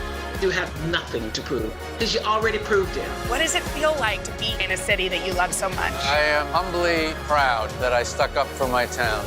We all have the honor of helping reopen the doors. Broadway is back! To cover the news, you have to be in it. We'll take you to the front lines of the story, bringing your news feed to life. Streaming live every night. It's your news playlist. Top Story with Pajamas, weeknights at 7 on NBC News Now. We are back with Carson and Chanel as we turn to a special event to honor U.S. service members held here in New York last night. And Chanel, Prince Harry, Meghan Markle were there. Yes, good morning. For the second time in 2 months, the couple came to Manhattan, this time to shine a light on a cause very dear to the prince. Making a dazzling entrance, Britain's Prince Harry and his wife Meghan all smiles as they arrived at the ceremony on board the USS Intrepid. Harry in a dashing tuxedo, Meghan in a spectacular red dress. Your dress is beautiful. Oh, thank you. Prince Harry, himself a British military veteran, no longer allowed to wear his military uniforms since stepping back from royal duties. But he did wear his medals. At the ceremony, he said, "My experience in the military made me who I am today." And in emotional remarks, he also spoke of the scars on the inside that no one sees. The appearance comes as both the U.S. and the U.K. honor veterans. Britain's Remembrance Day ceremony is one that Harry always used to attend. Harry and Meghan marking the event last year, laying a wreath at a ceremony in Los Angeles. For his wedding to Meghan, Harry wore the Blues and Royals uniform and was also in uniform for his brother William's marriage to Kate. His involvement with the military was the one bit of his decision to move to the United States that really, really hurt, knowing he was going to have to give up those honorary titles. Harry spent 10 years in the military, including 2 tours in Afghanistan, saying at the time, "Take a life to save a life." That's what we sort of revolve around, I suppose. If there's people trying to do bad stuff to our guys, then we'll take them out of the game, I suppose. In his remarks last night, Harry said, "Nothing was more valuable than the time I got to spend with my soldiers." And in the ceremony, he paid tribute to those who serve. Those Who Serve, our special series in honor of Veterans Day. Yeah. That's right, and it's obviously a very special day as we say thank you to all of the veterans out there for their sacrifice and their dedication, for everybody who served the country. We're highlighting a remarkable group down in Florida right now that's helping veterans cope with a lot of mental health challenges, as you can imagine. That's right. NBC's Carrie Sanders has the story. He's in Lake Worth, Florida for us. Hi, Carrie. Good morning. Well, good morning, guys. These are not pets. These are service dogs, and they're trained specifically to work with vets who have PTSD and sense when those emotional problems kick in so that they can diffuse the situation before those emotions escalate. Palm Beach County, Florida is a long way from a battlefield, and while you can't see anyone's scars here, some of those who wore the uniform when our nation needed them most are still at war. But it's in the memories that haunt them. An enemy IED explosion in Iraq, to Sergeant Jack Lord, retired, sounded just like that dump truck tire that blew out. While I was driving, the back tire of the dump truck blew. Like it wasn't just a flat, it was an explosion, like, you know, a tire blowing. And you heard? I heard it, I felt it. For a moment I was there. I mean, I swerved. It was one of the scariest situations since coming back. And in your mind, were you back in Iraq at that moment? For a split second, yeah. Sassy was a good girl. There you go. Since he got his therapy dog, Sassy, Jack says triggers are muted. She's there to help me with anxiety. She's there to be my buddy. Not too different than you might say in the military, watching your six, 100%. watching your back. I've never thought of it that way, but you're 100% right. I am never more comfortable than when I'm with my Army buddies. I feel the same way with my dog. Semper Fi Service Dogs is a charity that rescues pooches from shelters. And then, after months and months of training with those in need, the rescued dogs become the rescuers. I consider it like having a battle buddy. Ryan Onda, a veteran himself, trains and matches vets with dogs. What's it like when you see the dog make a connection with a vet? When I see the connection, it's like I might not be rich, but it's spiritually I'm rich because I know I just changed not only that veteran's life, but just like you drop a petal in a pond, it changes everyone's life around that veteran. PTSD in part is why veterans are 60% more likely to separate or divorce than the average American. I have severe nightmares. It's been a challenge, but he's better. He's getting better. In just the last year, Emma joined the Kirk-Makowski family. If only Vinny and Linda, married 39 years, had known how a PTSD therapy dog could help. Vinny is a Vietnam vet. The memories of death and killing in the jungles still creeps in 5 decades later. Those things stick with you, and it doesn't fade. Doesn't fade. They just keep reliving it. Drafted in 1968, fighting in Vietnam a year later. The kicking and punching and my nightmares. What it all happens comes to you? out, and we have pillows between us to protect her. He's fighting. He's fighting. He's trying to stay alive. He's physically fighting in the jungles, and his nightmares take him back there.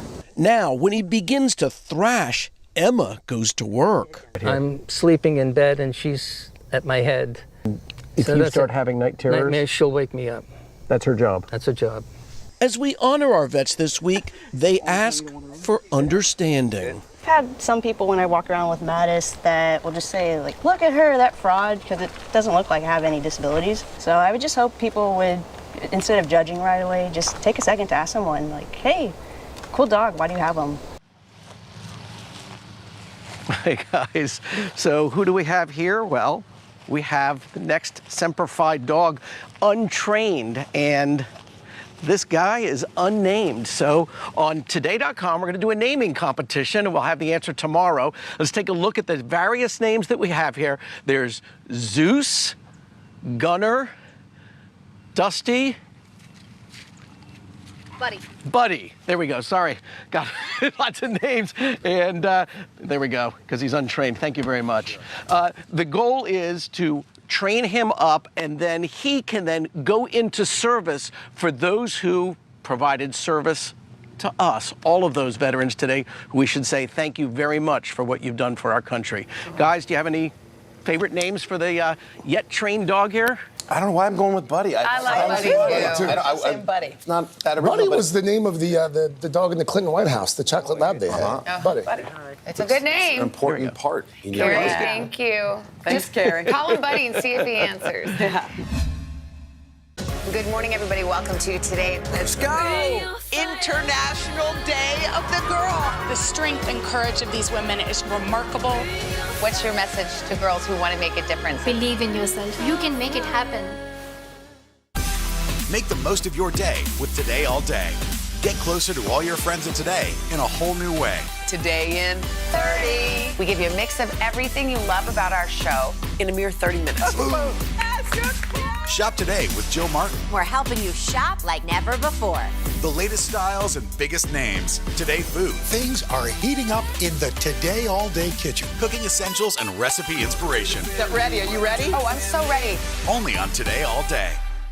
For breaking news in our changing world, download the NBC News app. Make the most of your day with Today All Day. Get closer to all your friends at Today in a whole new way. Today in 30. We give you a mix of everything you love about our show in a mere 30 minutes.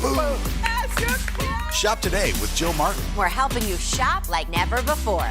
The latest styles and biggest names. Today food. Things are heating up in the Today All Day kitchen. Cooking essentials and recipe inspiration. Get ready. Are you ready? Oh, I'm so ready. Only on Today All Day. For breaking news in our changing world, download the NBC News app. People really don't know what's going to happen. Nearly a dozen hours after the eye roared ashore. More good people than bad people, I know, right? 5 seconds. 4, 3. There is some late-breaking news. 4 hours into the Iowa caucuses. By the man who All right, it just me too.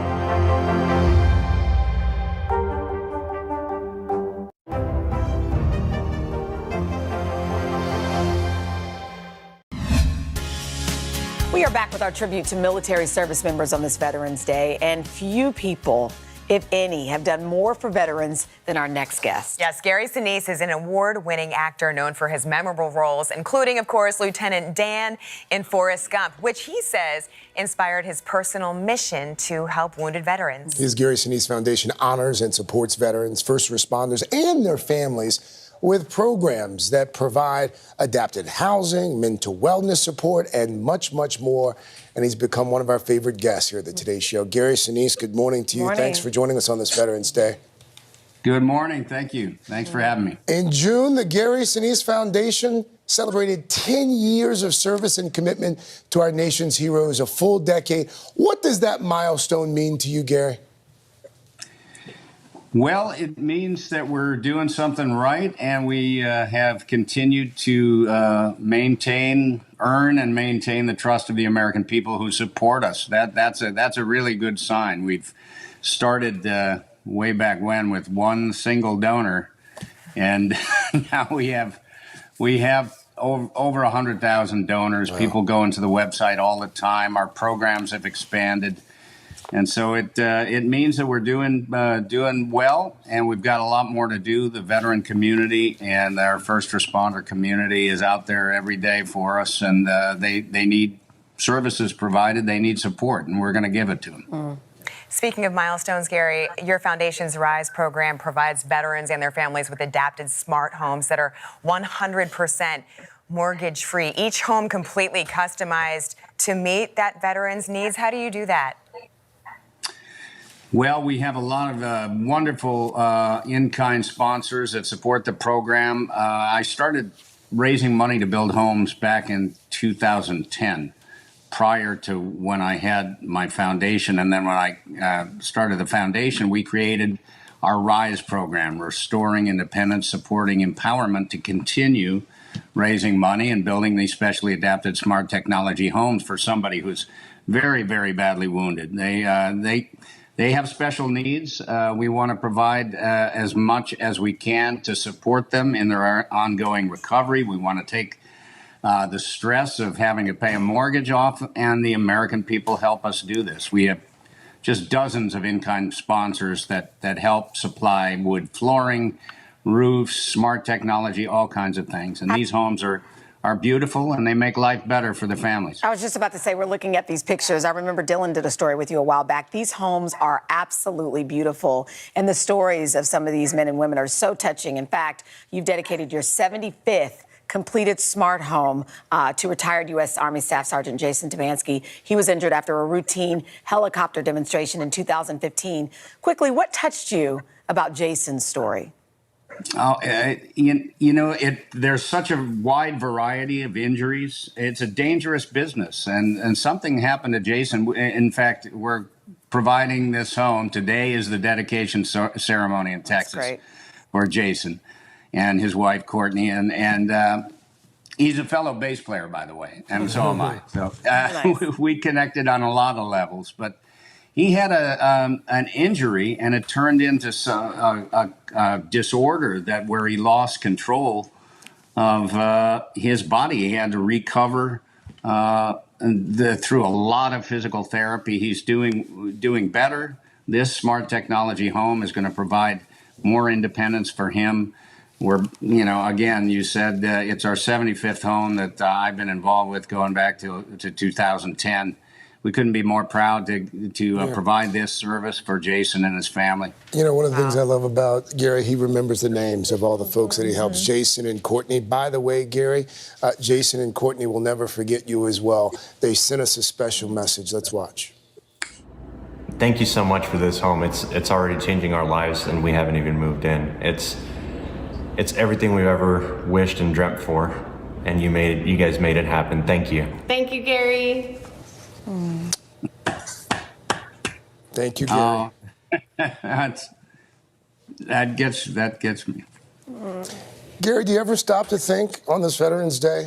I mean, you're an amazing actor, but the longer you do this, the more your legacy becomes less about acting and more about serving our veterans. Do you ever think about that? Well, I've been blessed with a good career in theater and television and film. I've had great opportunities to make a good living and support my family and to do some positive things with the benefits and blessings that I've had in this life. I wrote a book a couple years ago, Grateful American. I really am grateful for so many things. We've had our challenges, as any family does. But so many things have turned this life toward service, including the attacks of September 11th, 2001. 20 years ago, life changed. And I was on Broadway about 6 weeks before that attack. Wow. And we closed, and I left and came home to Los Angeles, and then the attacks. And that was the last play I did. Wow. Life kind of changed. Yeah. I did television, but I was able to take the blessings of the success on television and do some good with it. It's a powerful reward for all the hard work over the years to be able to give something back to our defenders. Gary, thank you. Thank you so much. And for more on the Gary Sinise Foundation, folks, and the work that they're doing, you can head over to thirdhourtoday.com. Sometimes the news can be difficult and overwhelming for kids to understand. Will coronavirus come back next year? So to help make sense of it all, we've created a newscast just for them. Man, you know a lot. We hope your family will watch Nightly News Kids Edition.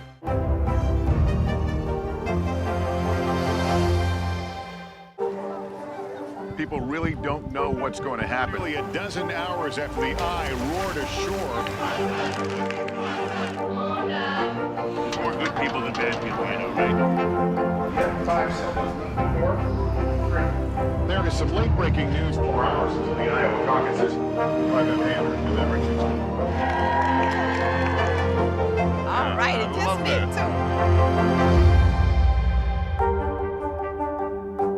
The Meet the Press Chuck Toddcast, free wherever you get your podcasts. News is more than a headline. It informs, it inspires, and it still matters. To cover it, you have to be in it. And that's what we're gonna do. Every night, we take you to the front lines of the story, where it's actually happening, with NBC News journalists on the ground from all over the world. We cover what you need to know and bring your newsfeed to life. In primetime and streaming live, it's your news playlist every night. Top Story with Pajamas, weeknights at 7 on NBC News Now. The Meet the Press Chuck Toddcast, free wherever you get your podcasts. On the road again. For music legend Willie Nelson, there's not much he hasn't accomplished in his 7-decade-long career. Get this, his album, his 1978 album Stardust, remained on the Billboard country charts for 10 years. Wait, you thought I was going to say 10 weeks? Yes. 10 years. 10 years. Well, he deserves it. Music has always been Willie's first love. And now he's hoping to spread his passion for music to a new generation with a somewhat surprising new project. And as you'll see, at 88 years old, Willie has no intention of slowing down. On the road again. I just can't wait to get on the road again. You're back on the road again and touring and performing. What does it feel like to get back up on that stage? It's great because I miss the fans and the music, and the fans miss the music also. So I think it's a mutual thing. From humble beginnings in West Texas to global stardom, Willie Nelson has performed more than 2,000 concerts for fans. Now the living legend is inspiring a whole new generation. If you had told yourself that you would be a children's book author, do you think you would have believed it? No, that was one of the last things I thought I'd do. But Willie is doing just that, releasing his debut children's book, Sister, Brother, Family, An American Childhood in Music, written with his sister Bobby. Your grandparents really taught you the love of music. They let us know that they enjoyed us playing music and wanted us to play, and they got Sister Bobby a piano, and they got me an old Gill guitar from Sears and Roebuck, and we were on our way. You've worked with your sister Bobby for your entire life, really. What is it like to spend time with her and write a children's book based on y'all's lives? It's incredible, and we're still out here working, and she's 90 and I'm 88, and we're probably the oldest people out here on the road, but that's cool. We're still enjoying playing the music. Talk to me about what you hope young readers will get out of this book. What do you hope they'll see from your life that might inspire theirs? I hope they can get some sort of idea of what we felt like and what we were thinking and doing back in those days when music was what carried us through. My guitar and Sister Bobby's piano, when I sat on the stool next to her and played, that was as good as it gets.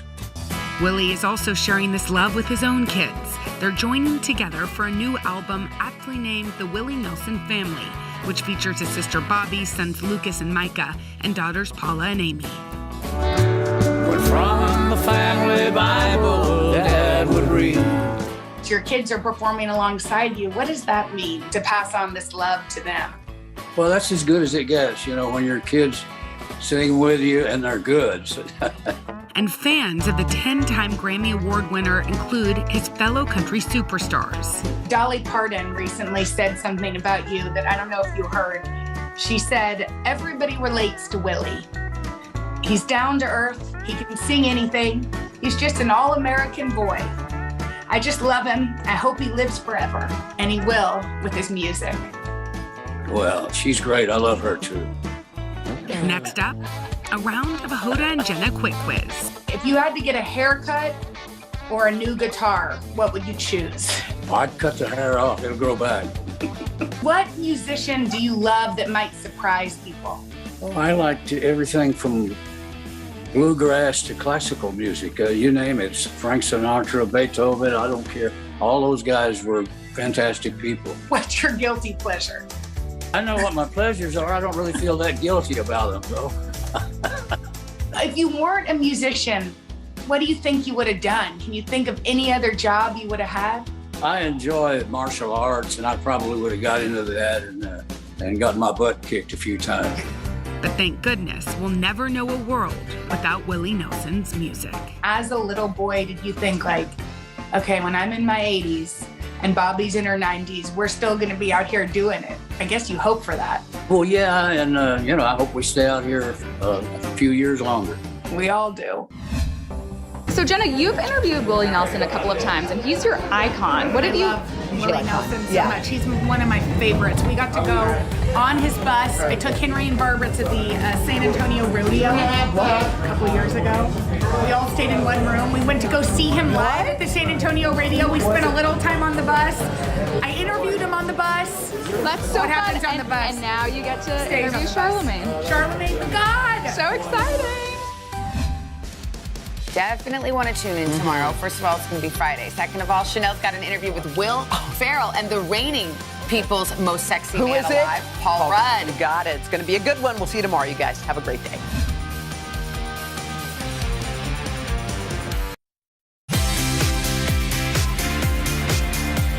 Do you ever just look around and say, I can't believe we did this? That was like the light bulb moment. I got up there and I just said I quit my job and started this company. And I just kept going. It was a lot of testing and learning. There's been a lot of tears along the way. We can actually change the world. When did you have the moment, I made it, I did it? Wow, we've met some amazing women over the years in our continuing series, She Made It. We've shared so many stories of female innovators and entrepreneurs who have overcome challenges, never took no for an answer, and ultimately made it. And for the next half hour, we'll tell you about women making their mark in the beauty and fashion industries, from female founders solving hair and skin problems to two moms who have figured out a way to shop seamlessly for your kiddos, and so much more. Plus, I'll reveal my She Made It list, small businesses I've been obsessed with. I know you're going to want to shop and support. And you know, because it's me, I have some major deals for you just for our Today All Day viewers. Just go ahead and scan that QR code. You know I love a QR code at the bottom of the screen for instant shopping as we go, or just head to today.com/shop. In 2019, I met up with a woman who had a vision and a passion, and it wasn't just lip service. Melissa Butler took a leap and gave up a promising job to create the Lip Bar, a line of lipsticks that isn't just about the color, but what goes into every product. Melissa is as bold as her lipsticks, and I found out how she made it. Our very first collection was literally 12 shades of the rainbow. I love this store just nestled in this little alley in Detroit. You find all these beautiful colors, and it was just such a happy place. I really tried to create a super safe space for not only the beauty community, but just women everywhere. We want to remind people constantly that they don't have to transform in order to be beautiful. They're already beautiful. They're already enough. In 2012, when Melissa Butler was 26 years old, she launched the Lip Bar, a collection of lipsticks and lip gloss, hoping to change the beauty industry by using only natural, vegan, and cruelty-free ingredients. I noticed a huge gap within the beauty industry, its lack of diversity, its excessive amounts of chemicals, and instead of complaining about it, I decided to do something about it. Melissa started her career working in finance, but at night she began turning her kitchen into a laboratory. I think I learned how to make lip balm first. I started learning about carrier oils and essential oils and just like the chemical composition of lipstick, and started experimenting in my kitchen. Where did you even start with that? I wouldn't even know where to begin. I started reaching out to cosmetic chemists because I knew that I didn't know anything about the beauty industry. I started reading the ingredients on products that I was already using and started just like doing extractions from there, saying like, oh, this sounds like a good ingredient. Let's do some research on it. And I just kept going. Literally, like, I'm calling my mom, my sisters, my cousin. I'm like, can you try this on? So it was a lot of testing and learning. I think I worked on the product for about 18 months in full before we launched the actual business. Once she perfected her product, she traded her lucrative job on Wall Street for the risky life of an entrepreneur, even pitching her product on Shark Tank. The night before our big launch party, I was making very small batches, like hand pouring them. And so I was up until probably like 4 in the morning making lipstick because I was making changes. Her business started taking off thanks to online sales. And now with 48 colors in her line, Melissa says there's a shade for every skin tone. Our colors are so much fun because we name them after personalities. So we have Boss Lady. That color is gonna give you enough confidence to take on the day and own the room. And then we have colors like Party Girl. So we really just try to meet our customer where she is. And Melissa's hard work is paying off. The Lip Bar is now in 450 Target stores nationwide. We're worth about $7 million now, and it's wild. I dreamt up this idea in my bedroom, and I'm just grateful that I've had the opportunity to be a part of like a very changing industry. So a great update. Since we last spoke to Melissa, we've learned that the Lip Bar has grown from lipsticks to a full collection of makeup for every complexion and shade. And guess what? The Lip Bar is offering an exclusive deal for our Today viewers, 25% off their products with the code TODAY25. How amazing is that? And we're so happy to see this business growing. Okay, now, just like finding the perfect lip color, a lot of people can relate to the struggle of finding the perfect hair products. They're not one size fits all, as we all know. I met one suburban Chicago mom from a multicultural family whose daughters all have different hair types. When she couldn't find something that worked for her family, she made it. 5 years ago, I was struggling through bath time. I looked around and I saw like 70 bottles of shampoo and styling products, and I was like, there's got to be a better way to do this. You know, nobody should have to really go through this trial and error and expense. Ina Hennigan says she was frustrated with the large amount of hair care products in her multicultural household, a frustration that actually goes back to her own childhood. My father was African American, my mother was Caucasian, and she had straight red hair. Had really never had to deal with anything like mine. Hennigan says she and her mother always struggled with her hair.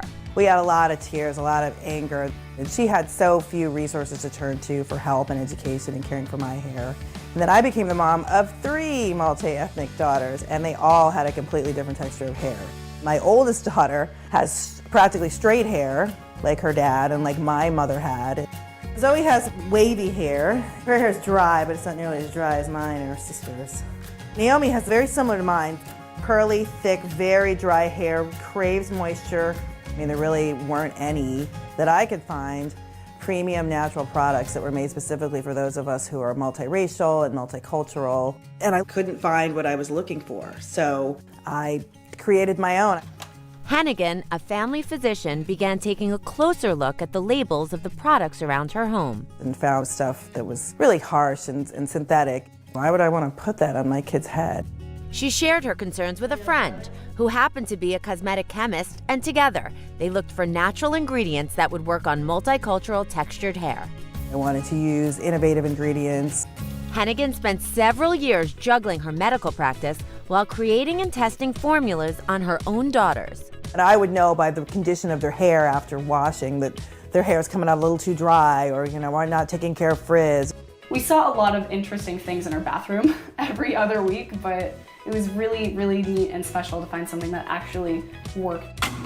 By 2017, after 3 years of development, Hennigan finally launched her line of non-toxic hair care products called Many Ethnicities. Our products have no glutens, no parabens, no dyes, no harsh salts, no phthalates, never any animal testing ever. And 2 years later, they are now being sold on major websites like Amazon and Walmart. I saw this need and wanted to do something about it. I mean, really, that was my biggest inspiration, was my kids. I know there are so many moms and so many families out there that are like ours, and I want to just make hair care simple and not spending so much time worrying about hair care. And am I putting safe, healthy products on my kids' hair and heads? How awesome is this? After we met Dr. Ina in 2019, Many Ethnicities saw their largest day of sales and revenue to date and have continued to grow as a brand year after year. Recently, they've launched 2 new products, and I've got them right here for you. Their Power Curl Styling Jelly and Freedom Curl Refreshing and Detangling Spray. Perfect complements to their original products. And with the promo code TODAYJM30, Today All Day viewers receive 30% off. Remember to scan that QR code on the bottom of your screen. And we should mention that Today makes a share of revenue from your purchases. All right, coming up, Mom Knows Best, right? And we'll meet 2 of them who are changing how parents shop for their kiddies' clothing. Plus, 2 friends who turned a little hanky-panky into a multi-million-dollar business. And we've got more deals on the way, so don't go away. We'll see you soon. People really don't know what's going to happen. Nearly a dozen hours after the eye roared ashore. More good people than bad people, I know, right? 5 seconds. 4, 3. There is some late-breaking news 4 hours into the Iowa caucuses by the banner deliberations. All right, it just me too.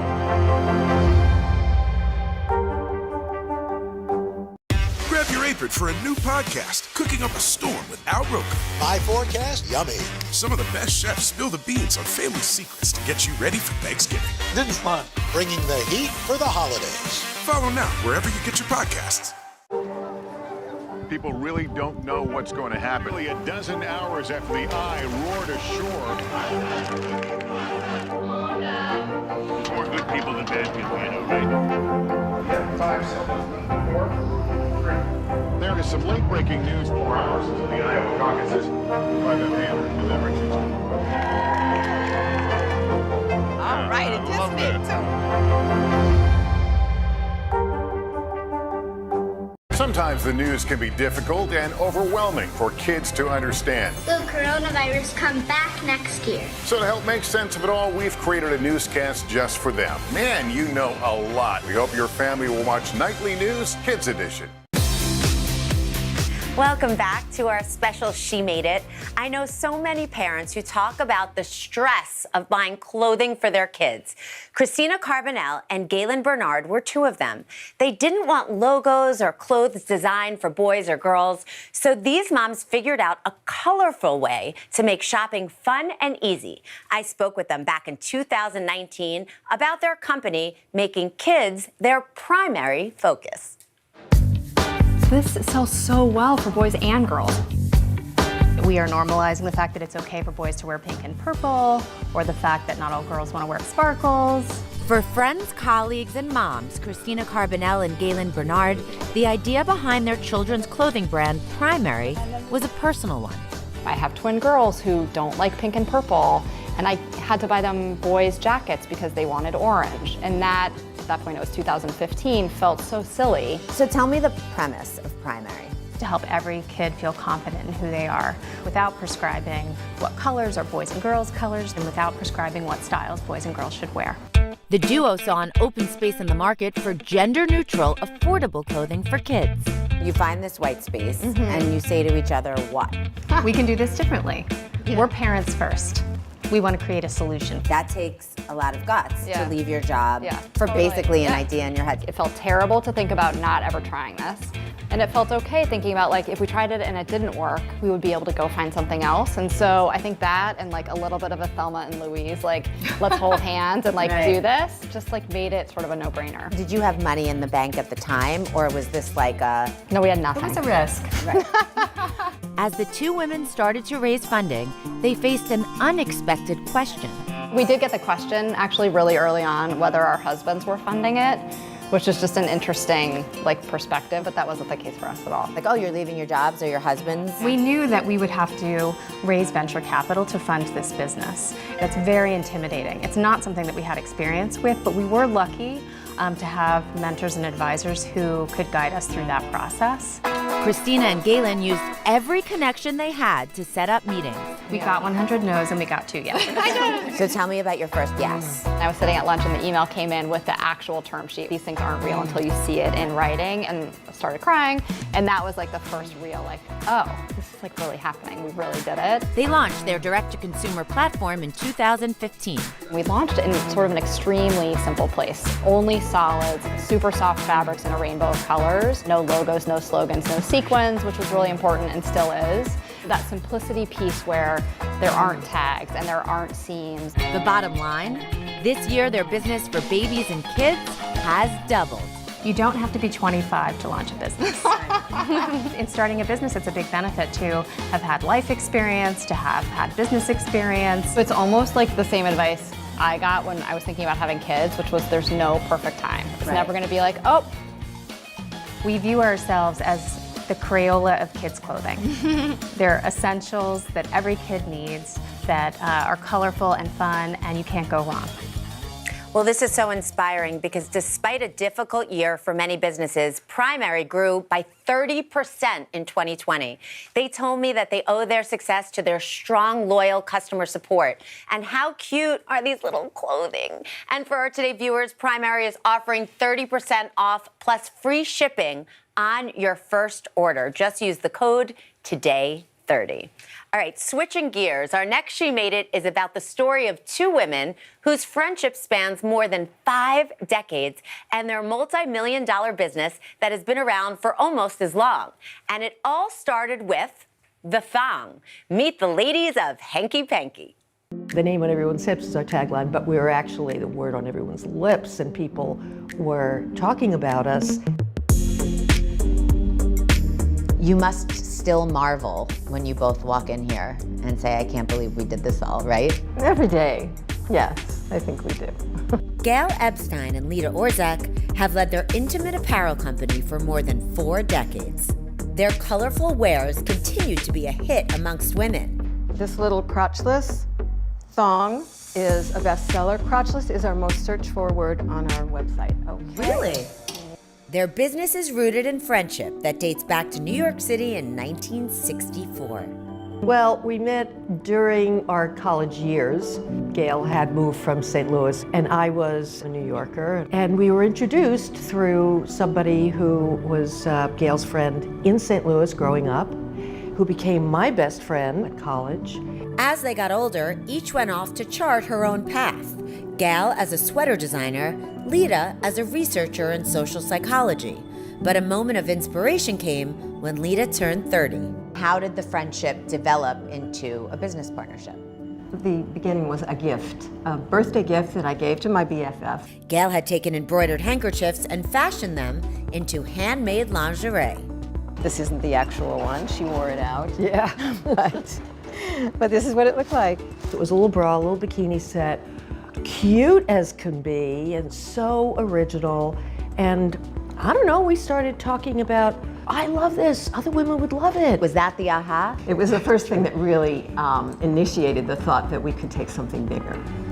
And in 1977, Hanky Panky was born. Once you get a name for something, it kind of drives the whole thing. So that really is the perfect name. They hit the ground running. Gail sewed while Lita called department stores to begin booking orders. Gail literally taught me what production was all about. She sat down at a sewing machine in her sample room and made 12 dozen bras and 12 dozen bikinis because this order was going to 12 branches of Lord & Taylor. She made them all. And Lita delivered them to the dock. So that's the way it was done. They were successful, but it took another 10 years for what they call their game changer. When was the point where this sort of blew up? And that was in 1986. I designed the first thong. And what led up to that point was spandex had been developed. It was incorporated into many different fabrics, including laces. There were other thongs in the market that were not comfortable, and my goal was to create something that was perfection. We didn't even have computers here. We were still entering orders by hand, and there was literally, everyone talking to each other. Oh my God, I found this comfortable thong. And that is how the business grew. Their classic thong, style 4811, eventually grabbed a huge following, along with a 2004 headline in the Wall Street Journal. And that bestseller helped grow the company into a $50 million business. Full disclosure, I grew up on Hanky Panky. I'm wearing it right now. It's a PG show. What would you say is the mantra of the brand? It is about giving women confidence and dressing for themselves, really. I would say it is comfort. What could be more important for a woman for what's next to their skin? Also, what makes it so popular is that it doesn't have a back, so it fits so many different body types.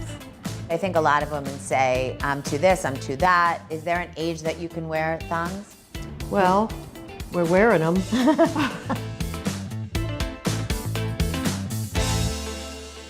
Don't you just love them? Well, Hanky Panky is celebrating the 35th anniversary of their iconic lace thong and recently unveiled their new logo that they say speaks to the heritage of Hanky Panky. The underwear company also prides themselves on using real women as models in every seasonal campaign. And just for our Today viewers, they never really do this, Hanky Panky is offering 25% off with the promo code TODAY. And I love a good throwback. Look at the packaging on this. Isn't that so much fun? I actually remember what a tape recorder is. Just scan that QR code at the bottom of the screen for the deal. Just awesome. Well, coming up, an entrepreneur who was trying to solve her own skin problems and ended up creating something for all women. Stay with us. Today is now a podcast, available every morning. Listen wherever you get your podcasts. Grab your apron for a new podcast, Cooking Up a Storm with Al Roker. My forecast, yummy. Some of the best chefs spill the beans on family secrets to get you ready for Thanksgiving. This is fun. Bringing the heat for the holidays. Follow now wherever you get your podcasts. For breaking news in our changing world, download the NBC News app. To cover the news, you have to be in it. We'll take you to the front lines of the story, bringing your news feed to life. Streaming live every night. It's your news playlist. Top Story with Pajamas, weeknights at 7 on NBC News Now. Good morning, everybody. Welcome to Today. Let's go! International Day of the Girl. The strength and courage of these women is remarkable. What's your message to girls who want to make a difference? Believe in yourself. You can make it happen.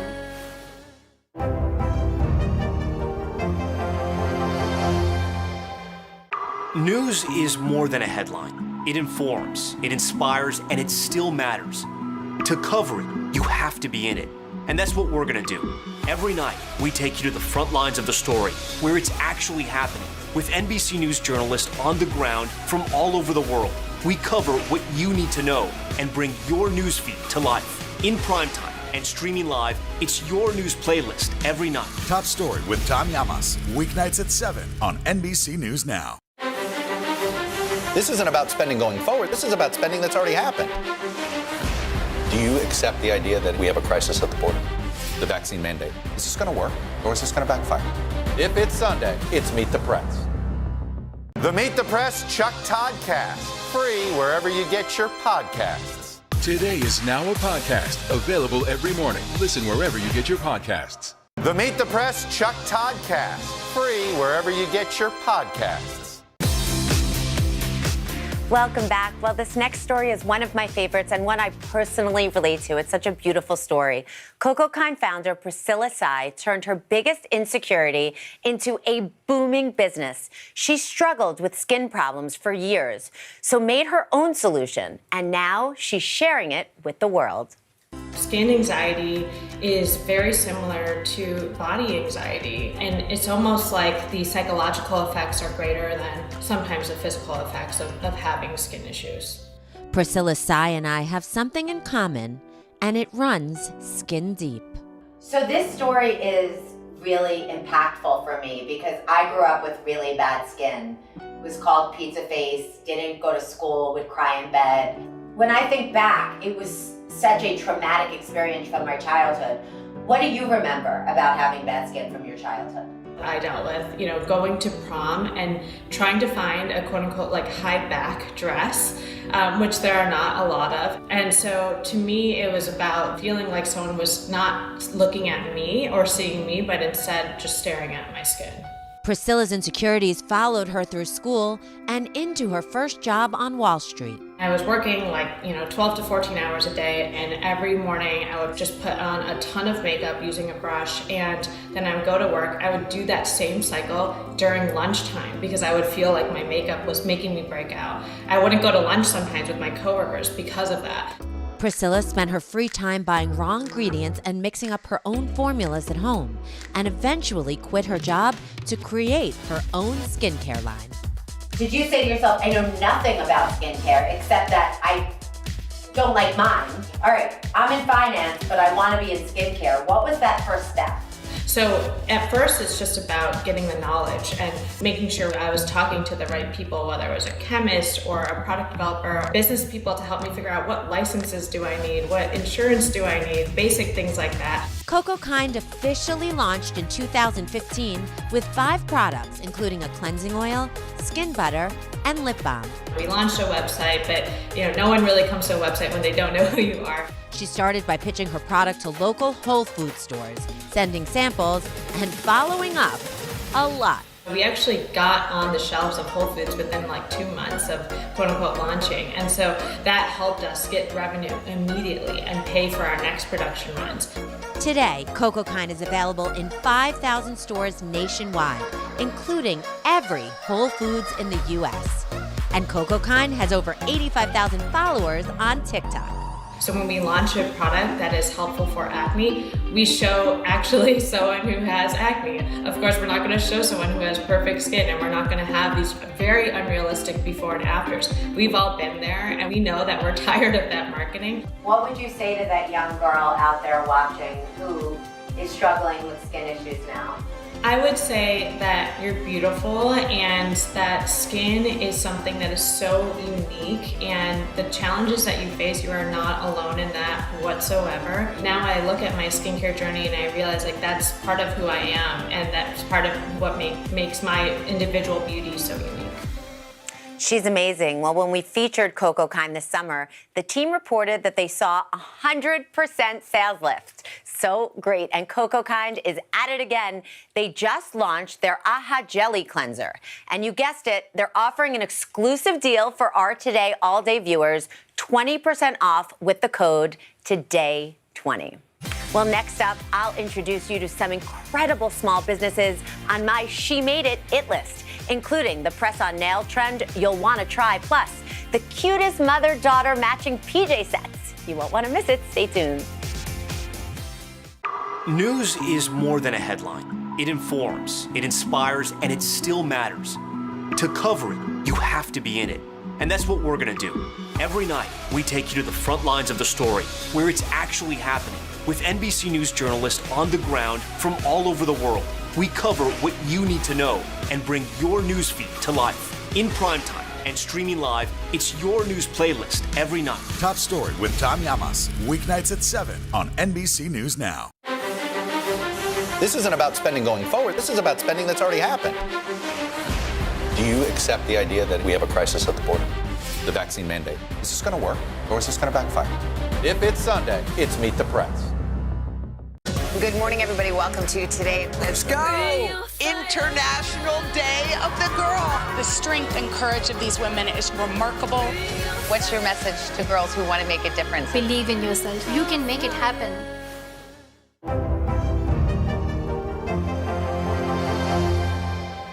The Meet the Press Chuck Todd Cast.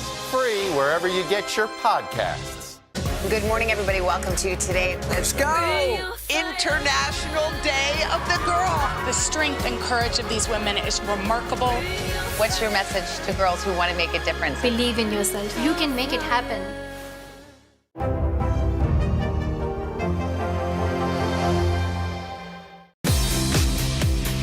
Welcome back, because I'm so jazzed to share my She Made It list, where I'm sharing some incredible small businesses I've had my eye on, and I'm finally getting to share them with you. So all these businesses are female founded and are making waves in the beauty and fashion world, starting with 54 Thrones. 54 Thrones is an African brand that's inspired by the diversity and cultures of Africa and its people. Launched in 2016, the clean beauty brand is most known for its silky smooth and delicious smelling beauty butters and African oils. Its founder, Christina Fonke Tegbe, resigned from her job as a corporate consultant and embarked on what she calls an Eat, Pray, Love journey, traveling to Africa to learn more about her Nigerian heritage. The prices start at $24. Really incredible. Next up, Aniche, a women's clothing brand designed to be worn before, during, and after pregnancy. Created by two moms and friends, Anisha Mukherjee and Jessica Floman. During pregnancy, they were both disappointed by the lack of stylish clothing that could transition through all the stages of motherhood, so they did something about it. The prices start at $88. Next up, Chill House Chill Tips. Now, these salon-quality press-on nail kits are such a hot trend right now. Apply them at home with no mess, no wait time, so you have more me time. Chill Tips was launched in August 2020 and comes from Chill House, a New York City modern spa co-founded by Cindy Ramirez Fulton. Cindy and her husband created the Chill House empire and set out to elevate the wellness experience. Chill Tips have doubled their sales every month since their launch and can now be found in over 350 stores nationwide. Prices start at $16. All right, last up, Polka Dot England. Debbie Chanot and Rachel Chanot-Doniger are the mother-daughter team behind Polka Dot England. Known for their elevated women and children's loungewear and sleepwear that's so buttery, soft, and cozy. While everyone was home last year, business hit an all-time high, and the demand for loungewear, as we all know, increased in popularity. Kids items start at $40 and women's pieces start at $72. They're pricey, but they are worth the investment. Remember to scan the QR code at the bottom of the screen to shop these small businesses. And we should mention today gets a commission from your purchases. Well, that's all for our first She Made It show. Thanks for watching, and remember to shop these small businesses and get all the deals we showed you today. You can get them at today.com/shop. I'm Jill Martin, and I'll see you next time with more fabulous females. I'm Shop All Day contributor Chassie Post, and I know trends. Each week, I'm here with the must-have fashion and beauty products at a price you'll like in Style Finder.